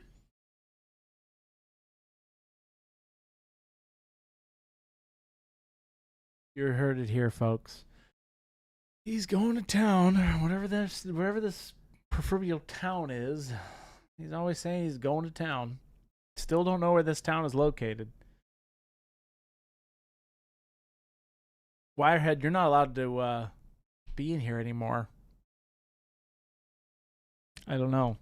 I'm just the messenger. Every once in a while, a small sling gets through, penetrates. Yeah, what happened to your The heart. protection of me that you're always clamoring You want to know talking what's about? you want to know what's funny? You started to read that question, not me. It got passed. Well, that's what I'm saying. How did it get passed? I don't know. Where's this wonderful protection I'm supposed to be afforded? That's true. There was a crack in the system, and sometimes one little crack leads to a massive fissure of disappointment. Fisher? Fisher, we don't support that family. I was going to say fissure or Fisher? No, Fisher, Like as in Flusher. Gabe? as in Gabe. Great. He's okay. I thought we weren't giving free pub to the Fishers. Malev says, Jason, can you drop the one-step paint directly on the model and then just brush it about? I do that from time to time on certain surfaces. You mean like out of the bottle? Just drop it on there like a madman. Yeah. I don't recommend painting that way, but you're welcome to try it. I'm not going to say yay or nay because that sounds very raised in a barn to me. I would love to know that process, Malev. I don't trust anybody. Malev says yes directly from the bottle. Oh. What a process. Wow. Hey, to Homs their Lee, Jason. Yeah, that's to what I would their say is tools. to Homs their wee. I would not do that. On like fur textures and stuff, it's really great. Interesting. I wouldn't do that. What's the betterment of that versus just doing a brush loaded with paint? Why not, where you Jason? because you can control it and the other is uncontrollable. Yes. Chaos, we fly. But like I said, there's no right or wrong, Malev. You know how to do it and you're comfortable doing it, do it. Heck yeah. I don't like the way that sounds. It makes my skin crawl to think about why would I drop paint out of the bottle onto the model, but maybe I could Introducing swayed into seeing the logic in that. Pro Krill Droplet. I'm still trying to produce models that go on paint. Yeah. We're still working on that. Yeah, we got that coming out this year. The time between the drop and the brush is milliseconds. It's just loading the paint on the model instead of the brush. Interesting. But otherwise, it's the same. Interesting. That's not a fan of the way that sounds. I would not promote that, is I think the way that I would answer that. I see. That is not a technique that would be replicatable by many people.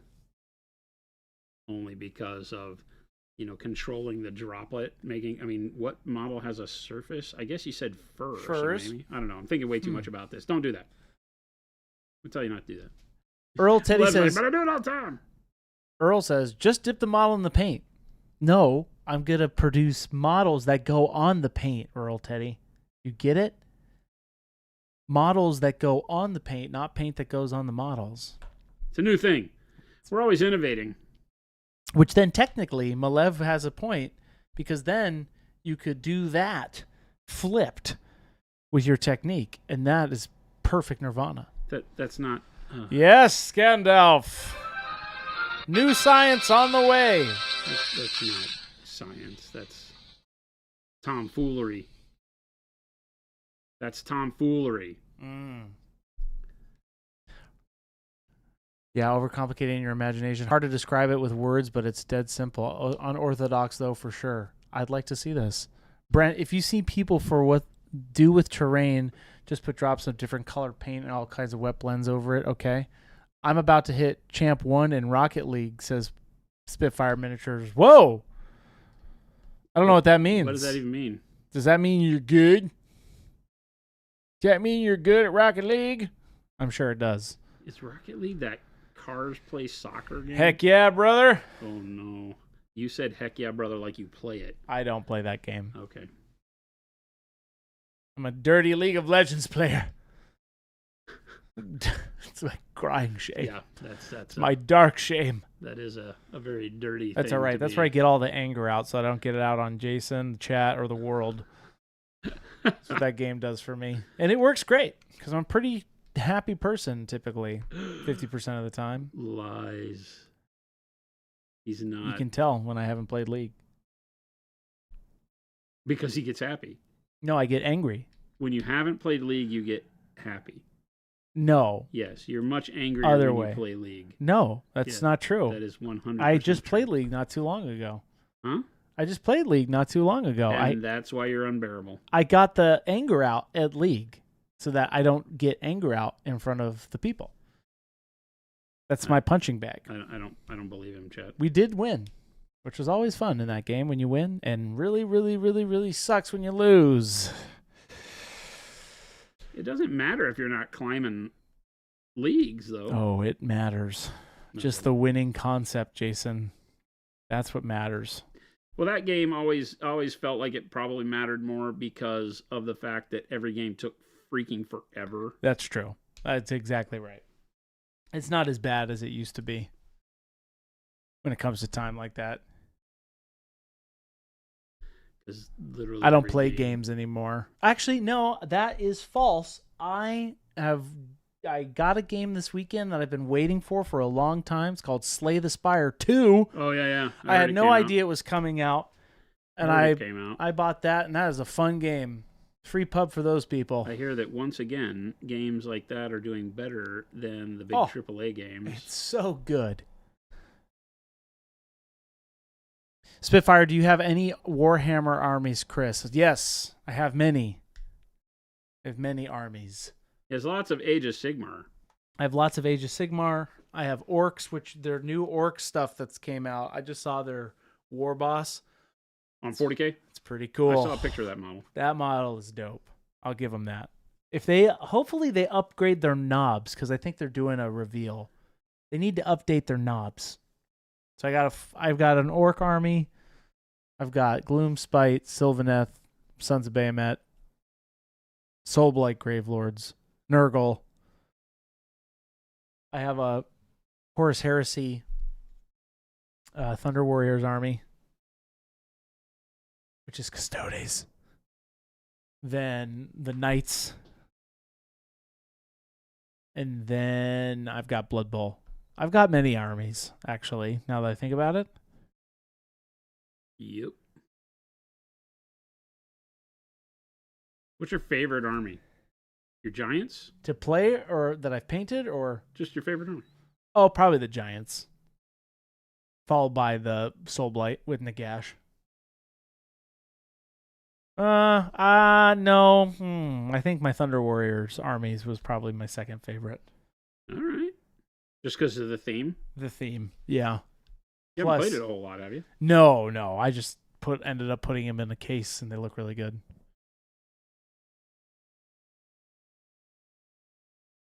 But I will probably get the new Custodian models, because those are pretty cool. The sculpts look really dope. My initial vision was having Thunder Warrior heads on really cool models, but they didn't really upgrade them. They didn't really have Custode anything for 30K. So I ended up not doing it. The new ones are pretty cool. No, Spitfire, that is the Lady Olander. That's Night Haunt. I didn't do Night Haunt. They have some really rad models. Oh, Age of Sigmar's got dope models. The giant models are amazing. The boatman for that, I think we Yeah. have around here someplace for Night Haunt. We have some Night Haunt models just because they have dope models. Yeah. Not because I ever give a damn about Night Haunt. They're very cool.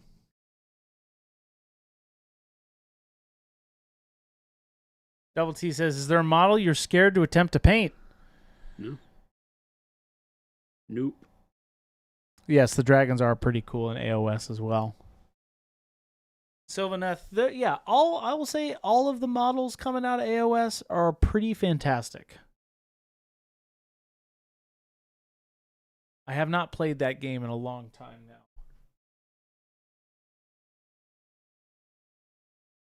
But they're cool. They kind of broke it, right, for a while? They did. They just, I don't know. I don't really know. I haven't really followed it enough. Well, you guys were all hot and heavy about it, and then kind of... At the beginning, Yeah. like in third ed, yes. But Fourth then, ed came out, which was fine. But then we kind of... I know you tried to move over to the skirmish version. Yeah, I was not happy with that one. And weren't really happy with it. It seems like that's when you guys lost your gusto for miniature games in general. Yeah, besides Horus You Heresy. guys used to be playing every weekend. Yeah, we definitely have lost that gusto. I'm more into the painting nowadays. I dread to think that it's because they work at Monument Hobbies. What do you mean? We had a bunch of changes where we didn't have like game night anymore. Honestly, I have not been jazzed to play those games. I am jazzed to play Horus Heresy. I just have not had the gusto or time to plan it out. That's Right. really what happens.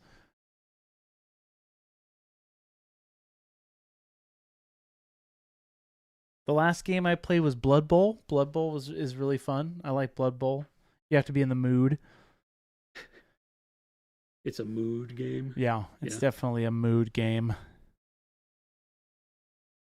Horus Heresy is fun. I liked playing that. But yeah, just haven't had time to really play. That's really been the key factor. And then when there is time, you end up wanting to do something else like paint. Yeah. It's weird because we live in a world where the painting takes so much time. And so, you'd love to get some value out of all that time and go play games with the models, right? Go show Yeah. your friends, even if it's just the fact that, hey, I get to show off these models I painted. There's a really cool, factor to that, right? Yeah. I love taking my models out in public Oh yeah. and throwing them on the table, having fun, playing some games. But then I really don't have time in my life for all the games and rules and changes and updates and all that stuff that they have I say they, like Games Workshop is the worst at it, but other games do it too. Yeah. Because when you look at the business of gaming, it's very difficult to continue to release just new games all the time. You have to support the games you have. And in doing so, you're going to, at some point in time, you're going to need to make changes, right? Yeah. You're just going to have to. And those changes get more and more difficult to keep up with. At some point in time, it feels a little bit like, Magic the Gathering. It's like, oh my God, I haven't seen it since the new set came out. And Yeah. what am I going to do? And I understand why. I really do. But it makes it tough for me. And skirmish games, I like to say, hey, skirmish games is where I'd love to live because the model count is low. But then when I get down to it, I have to also admit that skirmish games feel a little lackluster in the sense that, well, but they go quick and you don't get to really take advantage of everything you've done with your models. Yeah. Right? I don't know if that's the right way to say that because I obviously think so. your models look just as good in a skirmish game as they do anywhere you paint them or put them on the table. But Yeah.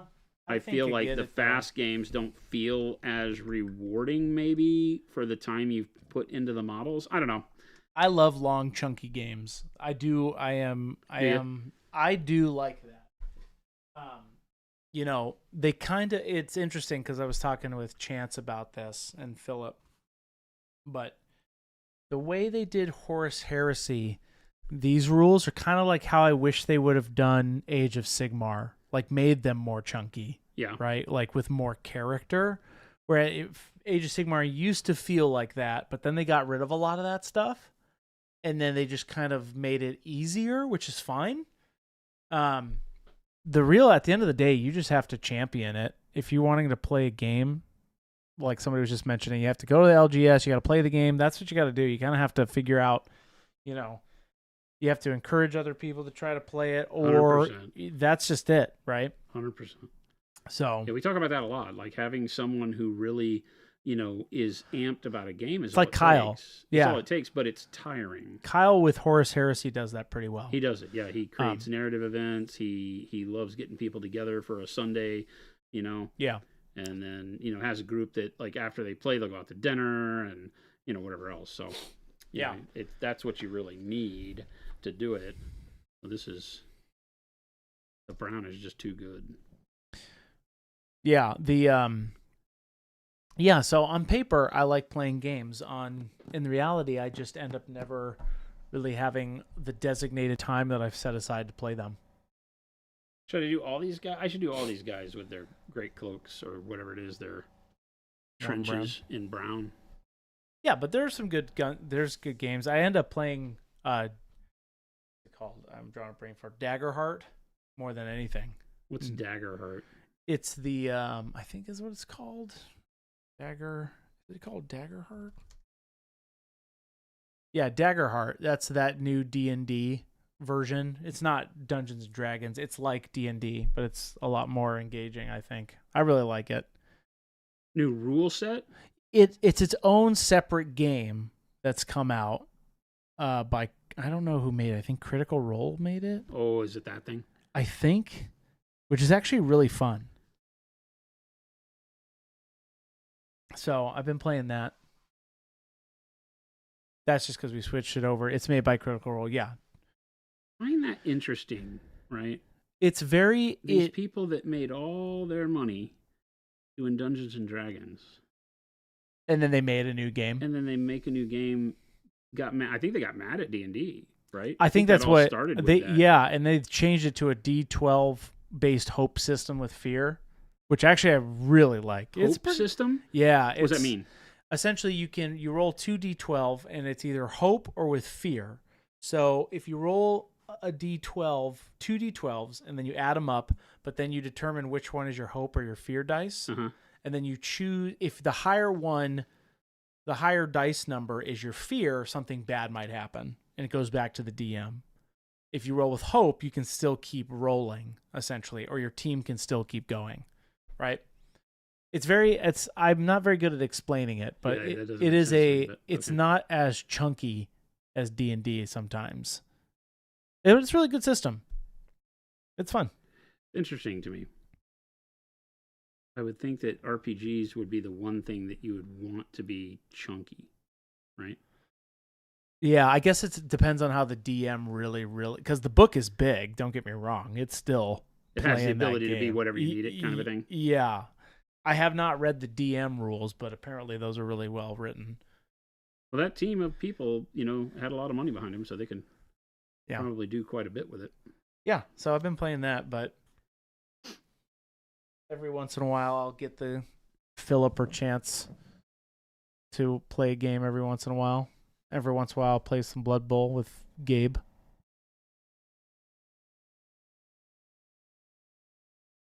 Yeah, I always say that, I'm going to play all these games. And then at the end of the day, I'm like, you know what? I don't really care about the game as much. I just want to paint more cool models. I do like playing a game, a nice long game every once in a while. I do miss that. Yeah. Well, I like the social aspect of, hanging out on a Saturday with, all of us rolling dice and, all the fun that comes with that. And then going out and eating dinner after or lunch or something like that. That part is always the part that grabs me about games. Because that's what I really found with gaming in general was the friendships and the camaraderie and the nerd talk and all that was great. Yeah. And so that's where I miss it the most. But you can do that hobbying too. You don't have to play the games. And I unfortunately have just not been inspired by too many games. Yeah. I don't know why. I don't know why.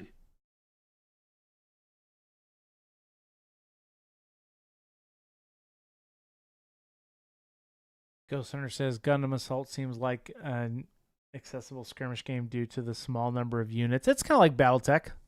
BattleTech's the same way. BattleTech's fun too. The only problem with the Gundam game is that it's made by Bandai, and they don't. I mean, they have some of the world's best-selling games, but they're all really hokey. Like, I don't know. We'll see. I haven't read the rules. Has anybody seen the rules for that game? I didn't think they released the rules. That was just models, right? When does the actual game come out for the Gundam thing?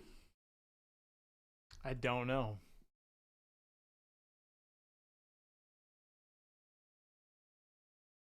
You know what? Also, I do like Moonstone. Moonstone is another skirmish game that I thought was actually really Moonstone fun. was fun watching you guys play. It's silly. I will admit that. It's so silly. Yeah, it has some really silly mechanics and the spell casting Yes. and stuff that was fun. Lumberjack, I saw you. Yes, I get it. They still play D&D. Yes, I know Critical Role still plays D&D. I don't Even need to with their say own it. game out? Yeah, they still play it. Do they have like a contract, or are they just afraid of losing their community? I have no idea. I would say probably a little mix of everything. That's crazy.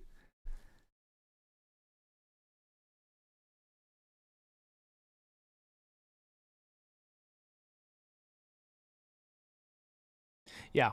So, Crossgrave, yeah, it's just you have to just get others into it. If you want to champion it, you still have to do it. Well, that's the thing is that there's so many games. There's something for everybody. I say it all the time, and I stand by this statement: is that right now is the best time ever, right, to be someone that loves the miniature wargaming hobby, because there are more minis than you can shake a stick at. So, what do you want to paint? The answer is yes, I can get you that.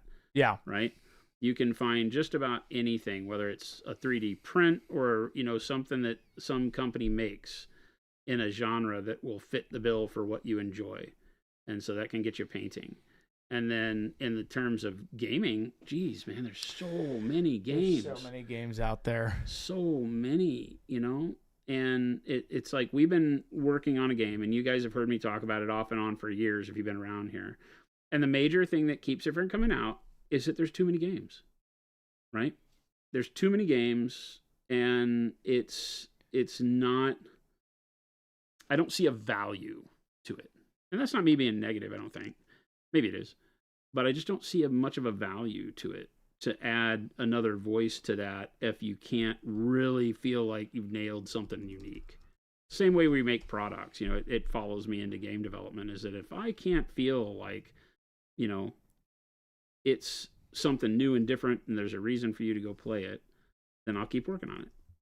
Yeah. So we keep toiling. Well, I say we keep toiling away. We haven't really had time to work on it for probably a year now. Stan saying, I don't know, if you made a miniature game, would you still paint? Would you only paint that on stream, or would you still paint Warhammer and Conquest, etc.? I said rule of cool. Jason paints what he thinks is cool, right, Jason? Yeah, and there is probably an unspoken fear of mine there that heck, if we made a game and made our own miniatures, would I be locked into just painting our miniatures all the time? I don't know that I think about that, but I think you can have a variety of everything. There's a world where that's the case, right? Because it's like marketing. Our stream is heavy marketing for us when you think about it, because this is the best place in the world to come see Procro get used every day. That's right. But no, I think that if and when we come out with a miniatures game, we would paint our miniatures, but we would not stop painting other things I love to paint. Yeah, because if you see a cool model, there you go. Yeah, like I just said, the reason I'm like painting all of the Conquest stuff isn't because I'm super jazzed about our Last Argument of Kings or First Blood. It's because the models are so rad. Mm-hmm. Plain and simple. Lev says, I've never felt that way, to be locked into painting my own stuff. I just love miniature games too much.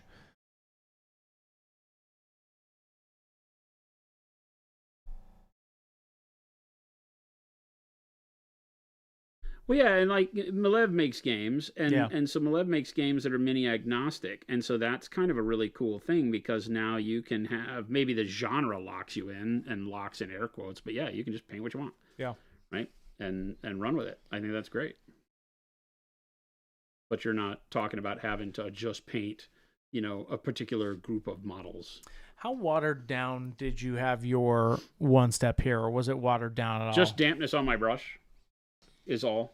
Yep. So just a little bit of dampness. I'm not adding any water to it because I want big coverage from the brown, right? But it gives me a good amount of darkness and the undertones of the purple showing through, and then brightness on the links and all that. But again, you can see that no piling up of pigment, no inconsistencies. One of the best things is how flat it lays. Pop in super close. Mm-hmm.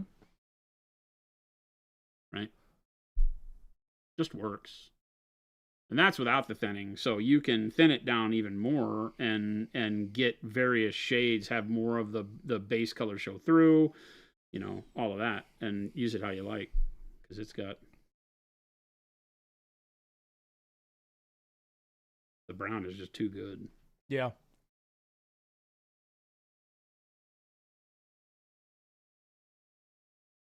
Was this the last one I did? Yeah.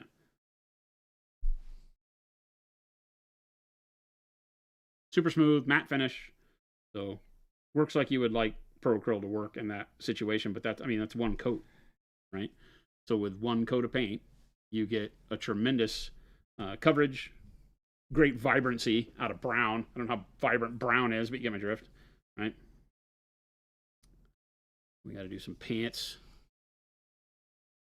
That brown looks delicious, says Malev. Yeah, the warm brown, man, it just comes out great. We'll be at booth number 400.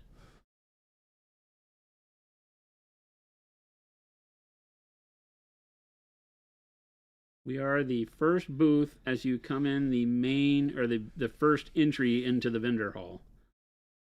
The entry that's further down the hall takes you into the kind of the middle of the area, and the first big double doors that take you into the vendor hall open right into our booth.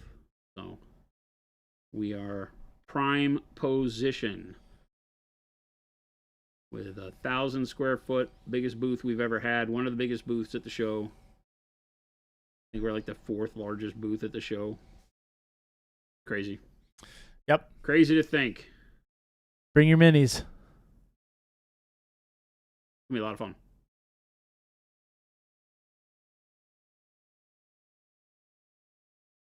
I'm looking forward to all the cool, just social interactions we're going to have, just having fun. The whole idea with the celebration at the booth is to be able to spend time with people, who want to hang out. Yep. And usually it's a calamity at our booth with lines out the door for the first 2 or 3 days. And this was a great way for us to say, okay, thank you to the community for supporting us like that. And now we're going to have a space where you can come integrate with other artists, hang out, have some great conversations with people you might not get to meet otherwise, talk to about feedback on your own models, just chit chat, watch some demos, take part in some demos. The demos, I think, are going to be tremendous amounts of fun for people. Yeah, and Jade, great question. For peeps bringing models, will there be a separate line for drop-off? Yes. Yep. It's not going to be the purchasing line. No, we have a whole different team running that. The team that was in charge of the Capitol Palette at Nova is running the entire event. So it is a great team of people. Love what they do. And they'll be taking models, taking pictures of models, doing all the stuffs. No, Psyker, I will not be in charge of losing your models. Don't trust Chris. I will not be doing that. I will be taking pictures and videos of your models. Don't trust Chris. Chris comes up and says, "Oh, you can hand me that." Don't do it. Yeah, I will throw it immediately. Don't. I will like a catapult. It's like a trap, right? Where I'll put my hands out and just go. I will Whoop. throw it immediately. Here, can I see your model? Whoop. It's just like a little catapult. Put it on my hand. Whoop. Oh, Chris. I will tempt somebody to do that. And there's a 1% chance I would do that I would never do that. Whoop.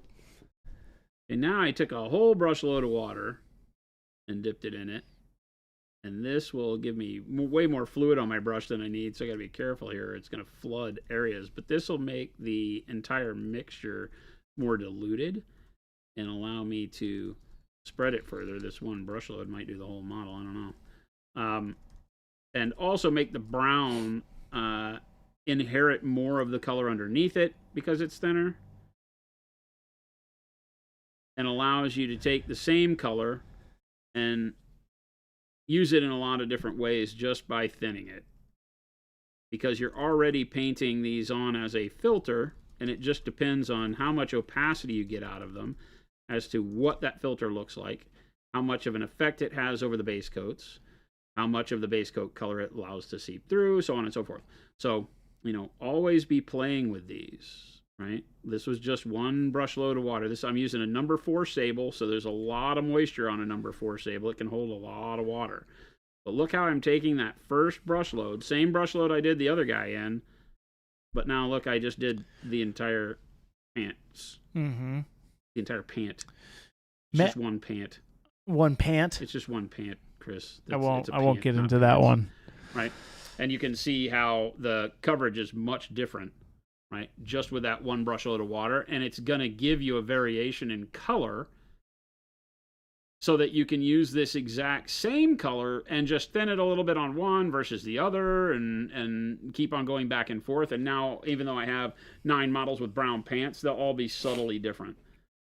And it gives you the ability to do some fun stuff that way. Matt McGruff says, I just bought an airbrush. Can you tell me what I need to buy to start painting with it? What you need to buy to start painting with an airbrush. Do you already have paints? You don't have to buy special paints, just paint. Yep. Acrylics or enamels, whatever you plan to be airbrushing. If you're painting minis like we're doing here, then, acrylic paint is what I suggest, like our Pro Acryl. And then as far as anything else, a cleaning kit is going to be good. Something that has they look like little pipe cleaners. Yep. Is a great set to get, because you are going to have to learn at some point to do, deep cleaning on your brush. It's just something that goes with the art of painting with an airbrush. So, a cleaning kit, really just if you have the compressor and the airbrush and the paint and some way to put water and mix your paint, so little mixing cups. Yeah, also like one of those little squirt bottle like eye washers is really good. Yeah, the eye wash squirt bottle's good, but you don't need a lot. A hose for your airbrush, obviously. You don't need a lot of different mixtures for our paint. Water, sometimes glaze and wash, medium, depends. Yeah, a dilution material for your paint. So you don't. I try to say when you're just starting out, you don't want to just use water. Water is very difficult to get used to using, and that sounds stupid because it's like, oh, he just wants us to buy some mediums. No, I mean, I love it when you buy mediums, obviously, but water is hard to use because it dilutes the viscosity of the paint. And anytime you make a paint flow like water, it's harder to control. And when airbrushing, especially, as you're getting used to the brush and all of that, not having to worry about your paint spider webbing out and doing all that kind of stuff is a bonus. So if you can, get a thinner like our glazed wash medium works great, or an airbrush thinner, whatever you're comfortable with trying. Yeah, and definitely, like even what Lumberjack was saying there, you want to do a good, nice clean after every session. Yep. Just be sure to do that with water, and your life will be a lot easier. As you're getting started out, don't play with fire. With fire. Yeah, it is really playing with fire if you don't clean your airbrush after I did every not session. do that as well as I should have by like taking off the front of the nozzle or whatever, or just cleaning it out.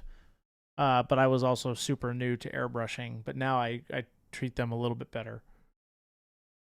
Well, and with the way that you will paint in the miniature world, more often than not, you'll start painting with very thin paints, and you'll get to a point later on where a very quick cleanup will last you and do pretty well.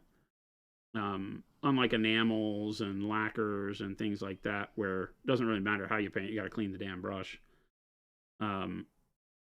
With the acrylics, the water-based acrylics, you'll find that your clean time speeds up as you get used to using the brush. Yeah.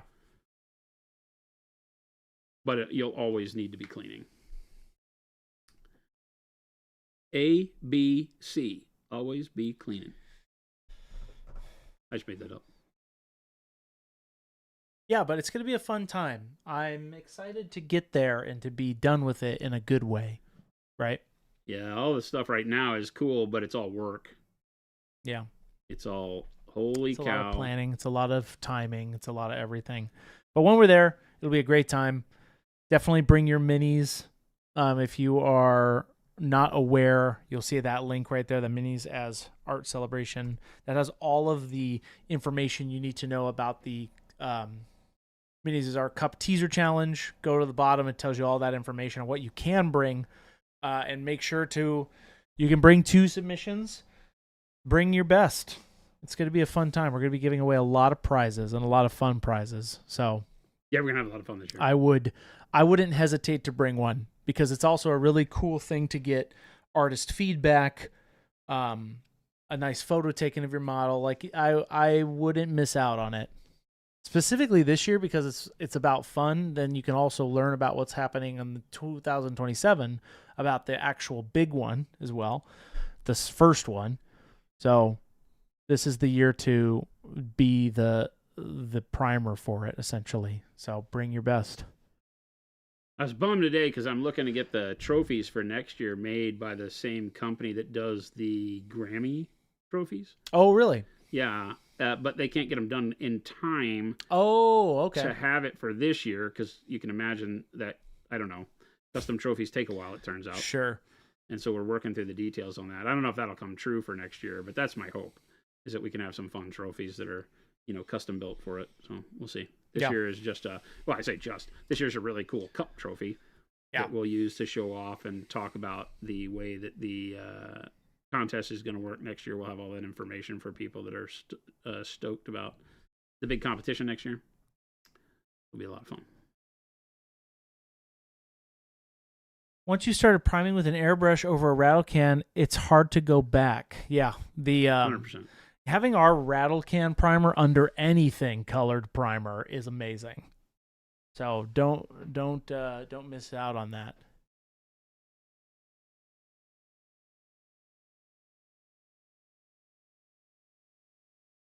Paula says, question for you both. Do you both think Keanu Reeves would play a great Darth Revan? I have no idea what that means. I'm so sorry. You're not talking to the right nerd.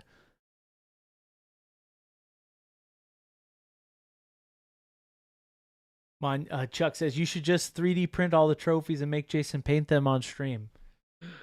I dislike that idea No! immensely. We won't. Immensely, I dislike that. No, idea. Gilborn says our judges going to be biased toward Warhammer like most cross IP painting contests. No, not at all. No. I'm in charge of determining how the thought process goes. This year, the thought process is love at first sight. I'm telling all these high-end judges that we have to really just go towards the things that appeal to them from an immediate sensation kind of thought, So in terms of, like across the room, seeing a model that's like, oh, I got to go look at that. And then kind of sticking with that vibe as you go. Is my goal with this year for the fun. This is just a teaser challenge. So we'll get to have fun with it this year. Like Chris said, lots of prizes, lots of fun prizes, like, the best bird. We're not telling everybody what the prize categories are. You can only bring single figure. You can only enter a max of 2. And we're just going to really center around telling everybody what the contest is going to be like next year and then having fun with the models you bring this year. But no, Warhammer has no sway here. GW models have no sway. If there are judges who seem to be biased towards GW models, I will correct that instantaneously. That is not something I want as part of the show. Now, that being said, if GW models win, you cannot be mad because more GW models get painted than anything else in our hobby. Yeah. So there will be a plethora of them. So don't be bummed out about that. That's just the truth, right? Is it when you are the 900-pound gorilla? They also make dope models. And they make some of the best freaking plastic models in the world. Yeah. Not just in our hobby. They literally are on par with like the Bandais and all of that in the world. So they make some of the best plastic model kits going. So don't be bummed out if you see GW models win. But no, we don't have a bias for them. I definitely don't. I don't care what the model is that you paint, right? Yeah. I'm usually more attracted to models I've never seen before just because I'm like, they catch my interest. I'm like, what in the world am I looking at? Yeah. Oh, Gabe's here for your glaze and wash medium. Did he bring that box? He's right there. Gabe, did you find that box? Yeah. With the model? Yeah. Oh, can you bring that in here? Yeah. Thank you, sir. And how you doing, Gabe? He says, great. How am I? You don't want to know, Gabe. I'm doing great. When they make a movie about you guys, who will play you? A movie about us? Yeah. Oh, boy. First off, it'll bomb at the box office. First of all, it'll be the number one. Unless Brad Pitt plays Chris. There you go. And I will play Jason. I think Brad Pitt has to play Chris, and I think that Matthew McConaughey has to play me. Matthew McConaughey? Yeah, because he does old and grizzled really well. I kind of like Christopher. Oh, I'm playing Jason. Christopher plays me? I will audition. And I play you, and you play Christopher. No. Christopher's the only cast member from mine. Gabe will be played by... super famous actors. They're just Chris. And That's Chris right. plays me? Yeah. Oh, yeah. Okay. Has to happen. Okay. So Matthew Gabe McConaughey plays Gabe, yes. I guess. I don't Teach know. me, Gabe is coming to Adepticon, yes. He'll be there. Seriously. Gabe's running the show, man. It's Gabe's show. So if everything goes bad, it was Gabe's fault. If you love everything, I did it. I don't think that's how that right? works. That's the way it works. Why not? There you go. You heard it here. Chris, I don't know if you know this. I just work here. I say that quietly because Jen might be listening. Cornflakes, I love you. Hey, thank you so much for that sub. Great segue. Cornflake Justice, 13 months. Thank you so much. Yeah, it's going to be a great time. Make sure, don't hesitate on bringing a model. Oh, nice. There he is. Greatest little hobbit of them all. Remember, my mom wanted me to paint a Bilbo Baggins for her. Bilbo, greatest little hobbit of them all. So I had a guy on in the Etsy 70s. print the Bilbo for me at like, I don't know, 200%. It's 60 millimeters tall.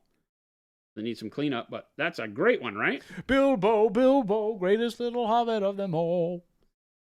You've never heard that, Gabe? No. It's a great one. No, I will send you the commercial they did way back in the day. It's Bilbo. It's Bilbo, Mo. Bilbo, little hobbit of them all. Gilbert Godfrey would play Chris. Is he still alive then? I have an amazing Gilbert Godfrey impression, but I will never do it. It is so loud, but it's spot on. I won't do it. It's Jason. It would make his ears bleed. So this will be for my mom. That's great.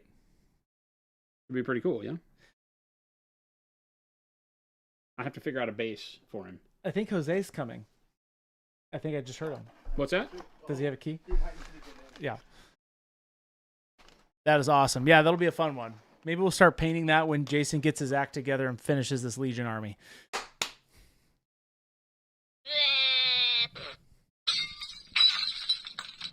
Bilbo, greatest little hobbit of them all. It's 4:08. I can do whatever I want. Bilbo. Okay, I'm sorry. All right.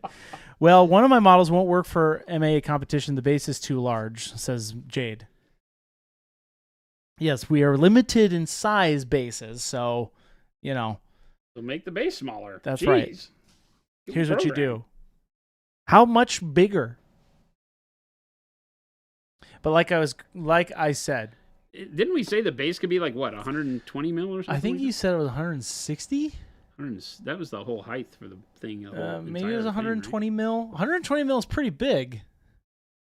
Let me just make sure. I'm trying to remember off the top of my head. It was so you could bring knights. Yes. So maybe it was 120. Jade, but I can't wait to see yours. And like I was saying earlier, Careful, because I will say this till they stick me in a pine box or whatever box we can afford when I die. Might be a press board box, but careful with base size. Do not allow your base to overtake your models. I read a thing here recently which gave me hope. A very well-known artist in the world, I don't know what, the professional artist world, said the same thing recently. What's that? And it gave me hope because he had entered in some things where the base dwarfed the models. Oh. And the bases were beautiful, but they were too much. Oh, you mean like as in they were just too distracting because they were good looking? Are you painting a base or are you painting a model? Oh, I would paint them. Well, then you need to go to a competition that has bases being with the judging criteria, right? Because that's not the way competitions work. When you're doing a diorama and stuff, yeah. This was something I learned very early on in painting dioramas and building dioramas for 1/35th scale military models. Sure. Because, you made the board really big because it's like, that's what dioramas are. Yeah. And I got shot down at my first ever competition because my board was so big compared to the model. And they said your model gets lost in the environment. Your model is the thing we're looking at, not the environment. You're not here doing that. And with our world, our scale is so different that even a dreadnought requires a fairly small base. Oh, that's true. Well, I mean, you can do a lot. And what it will show is the more you... And I'm not harping on Jade here. Because, I don't know what her base was. But I'm just saying, always be careful with that and the size of your base. Because it's easy to get swept up in the, oh my gosh, I have this great idea with all these trees and all this stuff and this thing, and then you can't see the model. Yeah. The model becomes a small portion of the deal, and the environment is the big portion, and you'll get docked for it because storytelling is all about more with less. Right.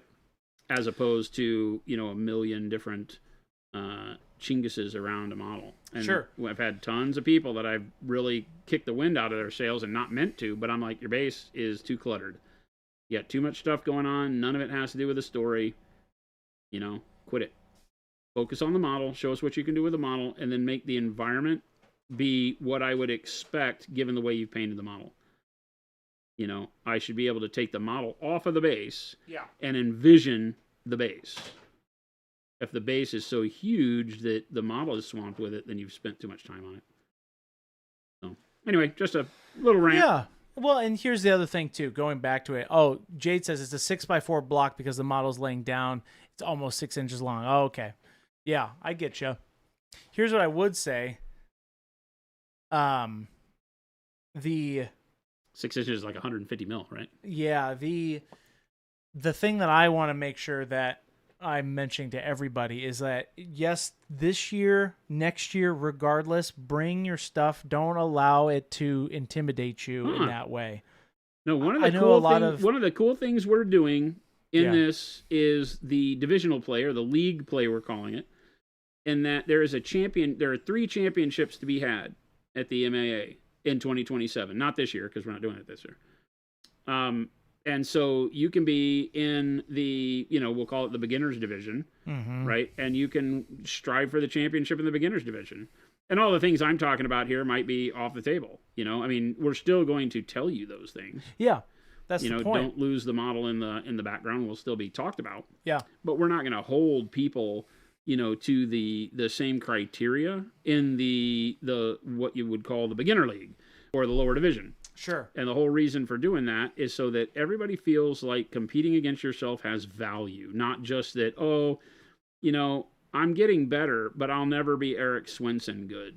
And so why would I go enter a competition where someone like Eric Swenson is entering, because I'll never have a chance to win the real prize. Yep, and that, yeah. Here you'll have the chance to win the real prize for whatever division you fall into every year. And get feedback. I mean, that's the big thing about it, too. So it really is, that's what it's all about. Yeah, so regardless of if the competition is your thing, or if what you're really going for is just to, put your model in the case, get to talk to cool people, get to hang out and have a good time, whatever the drive is, I'm hoping that the MAA will really do it. People have asked us to do a painting competition since we started Slow Fuse Gaming. Yeah, So for the better part of 10 years, people have been like, why don't you do your own? It's been in the works. And it has been in the back of my mind, and I've just never really wanted to do it. And this time around at Adepticon, I reached out to Hank and I said, what if, Hank?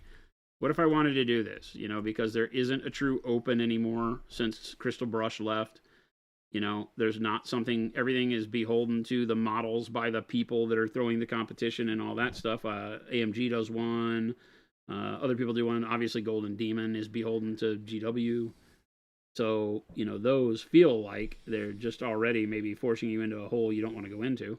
And that neither good or bad, but maybe you don't want to paint those models. Maybe you have something you want to work on that's a cool 3D print. Maybe you want to work on something that, like Jen, like she sculpted herself. Bring it on. We just want you to bring your best. God, this brown is so good. Derpstick, I don't know if this is a skill issue or on my part or whatever. I paint with warm gray, and it seems to separate well on the brush. Yep. Oh, the brush? I get a dark sepia-looking color some of my brush strokes and dries with the tone, so I have to multiple coats to go over. You're way too thin. Yeah. Okay. Your paint is way too thin. Like the only way that you will start splitting pigment in something like because warm gray is going to do that. Dark warm gray, they will because of the pigments that we use. Yeah. They might split when they're super thin, but yeah, you shouldn't ever have a problem with it on the model. You have too much material on your brush and you're too thin. So you can wick it off. So let's just get warm. Did you say warm gray or dark warm gray? Can you read that back? Warm gray. Just warm gray? Yeah. So warm gray. Yeah. Right? And I will put some out here on the palette. You want me to switch to the palette? Yeah, you can. You'll have to go back and forth in my hand. And then we'll thin it way down, right? I'm just going to take this extra one here and we'll thin it way down.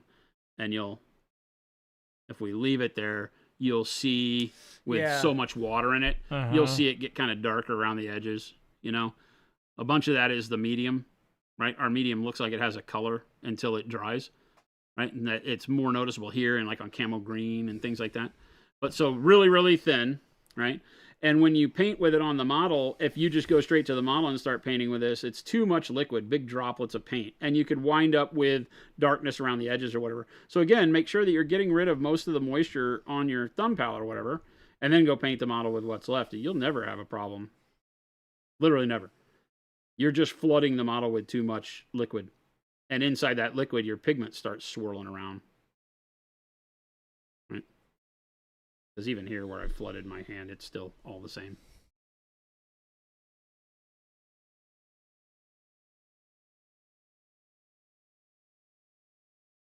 Just remember, Procural's made to use right out of the bottle. It's not like other paints. I did not make other paints, and I didn't make them for a reason. There are already other paints. Go buy those other paints. For Procuril, it's ready to paint. just the way you want to right out of the bottle. And then the only reason you really thin our paints is airbrush, if you like to airbrush with thinner paints. Thin for opacity. You don't ever have to thin for viscosity with most of our colors. The thicks, right? The heavy warm white and heavy white, you might want to thin those. And then, of course, the expert acrylics. But for the rest of them, you shouldn't have to thin them except for anything but opacity. And if you're thinning for opacity, you're never going to put a whole lot of material on the model because that's not what you're painting for. A super thin, translucent color isn't meant to flood a model with, unless you're using something like One Step. I mean, that's why we made One Step. So. Yeah. Say Ninjon entered your contest, seeing as last 2 years he snagged a bronze and a silver Golden Demon. Would you look at his entry differently because you know he has capabilities to win Golden Demon? Or could he technically won yours and then win Golden Demon? Stan, I'm not sure I understand. On the first part I understand. We would not, I, as a judge, never look at anybody based on the capabilities other than what we're talking about by putting them in the right league. I would not let somebody who had won a Golden Demon compete in the the AA league, right?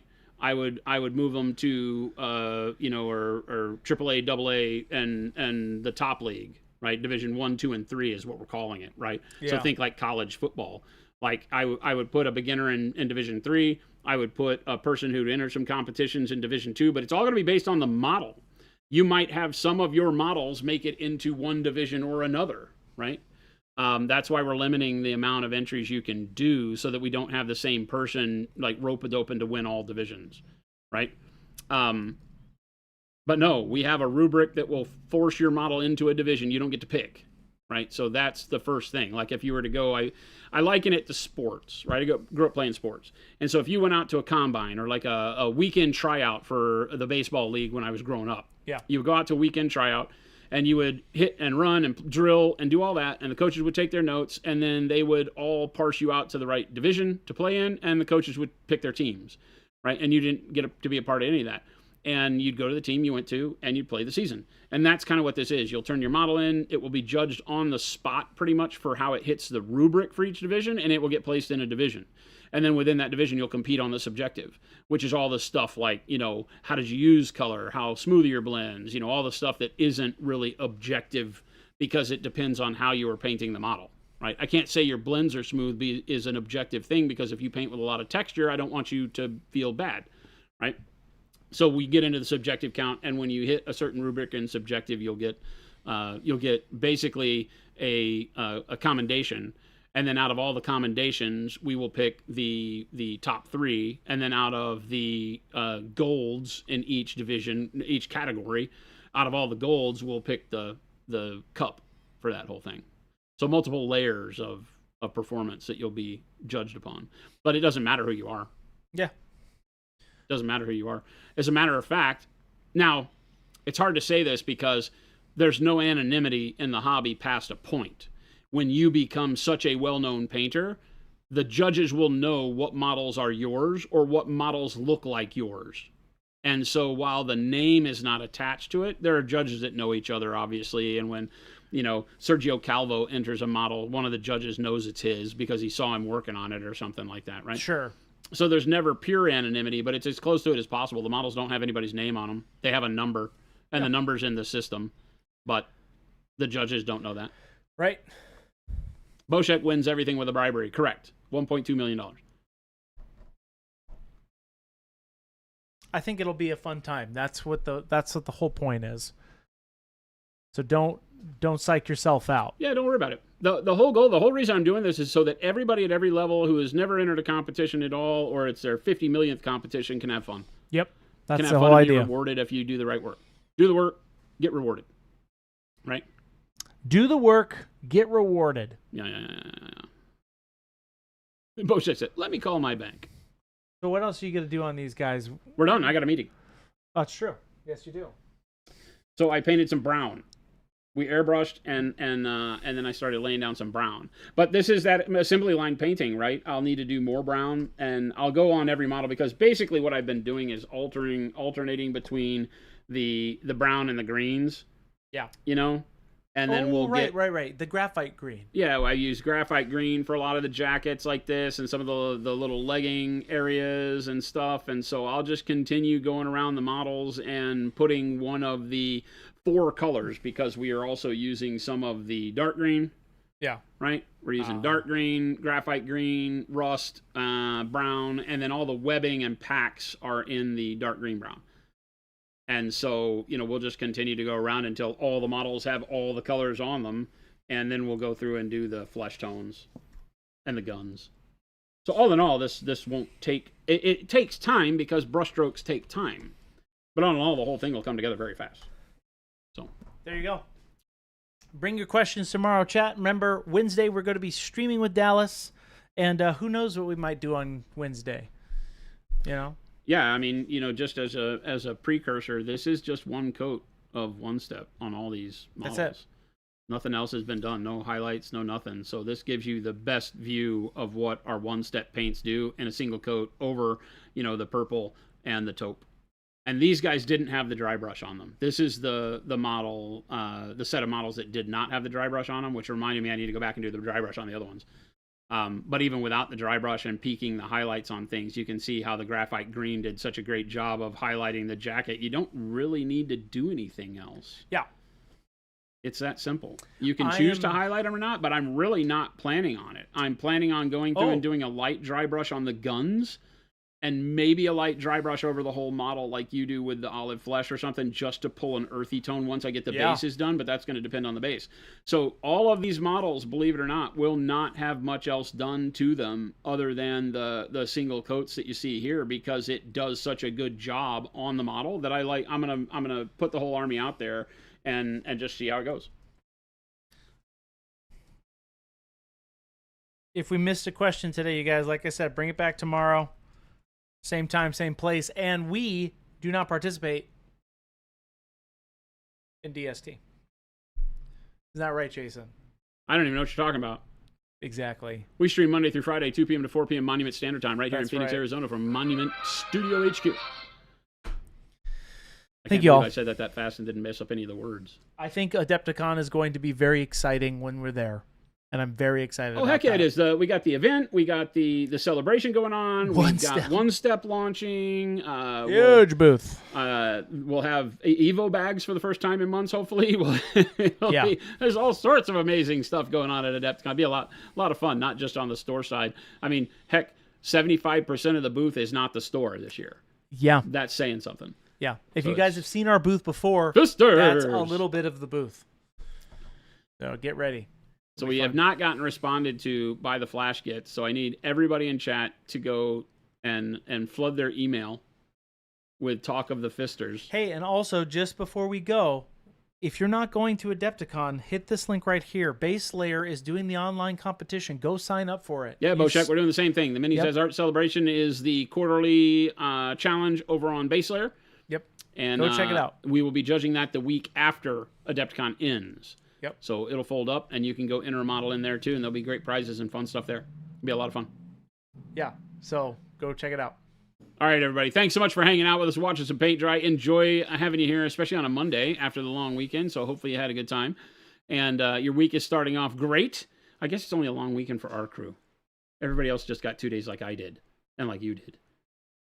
I always say long weekend now because They get a the long 90% of our company gets a long weekend every weekend. Those bastages. But thanks so much for hanging out with us. Make sure to stick around. Chris is going to find us somebody to raid, show some love in the channel we wind up in. Make sure to follow all the links that he put up in there, monumenthobbies.com, monumenthobbies.eu. Purchase some paint. Buy some paint. Have some fun. Paint some models. Have a good time. Also, join our Discord. We have lots of fun over there with lots of updates coming as we go into Adepticon. All the new stuff that you'll be seeing on the web will be explained over there, too. 6,815 Fisters in the Discord, it says. That's fast approaching 7,000, which is insane to me. So There's there's 7,000 nearly already. 7,000 insane people just like us in the Discord, which is great and horrible all at the same time. Yep. So thanks so much, everybody. Have a wonderful evening. Show some love in the chat. We wind up in on the raid, and we will catch you back here tomorrow.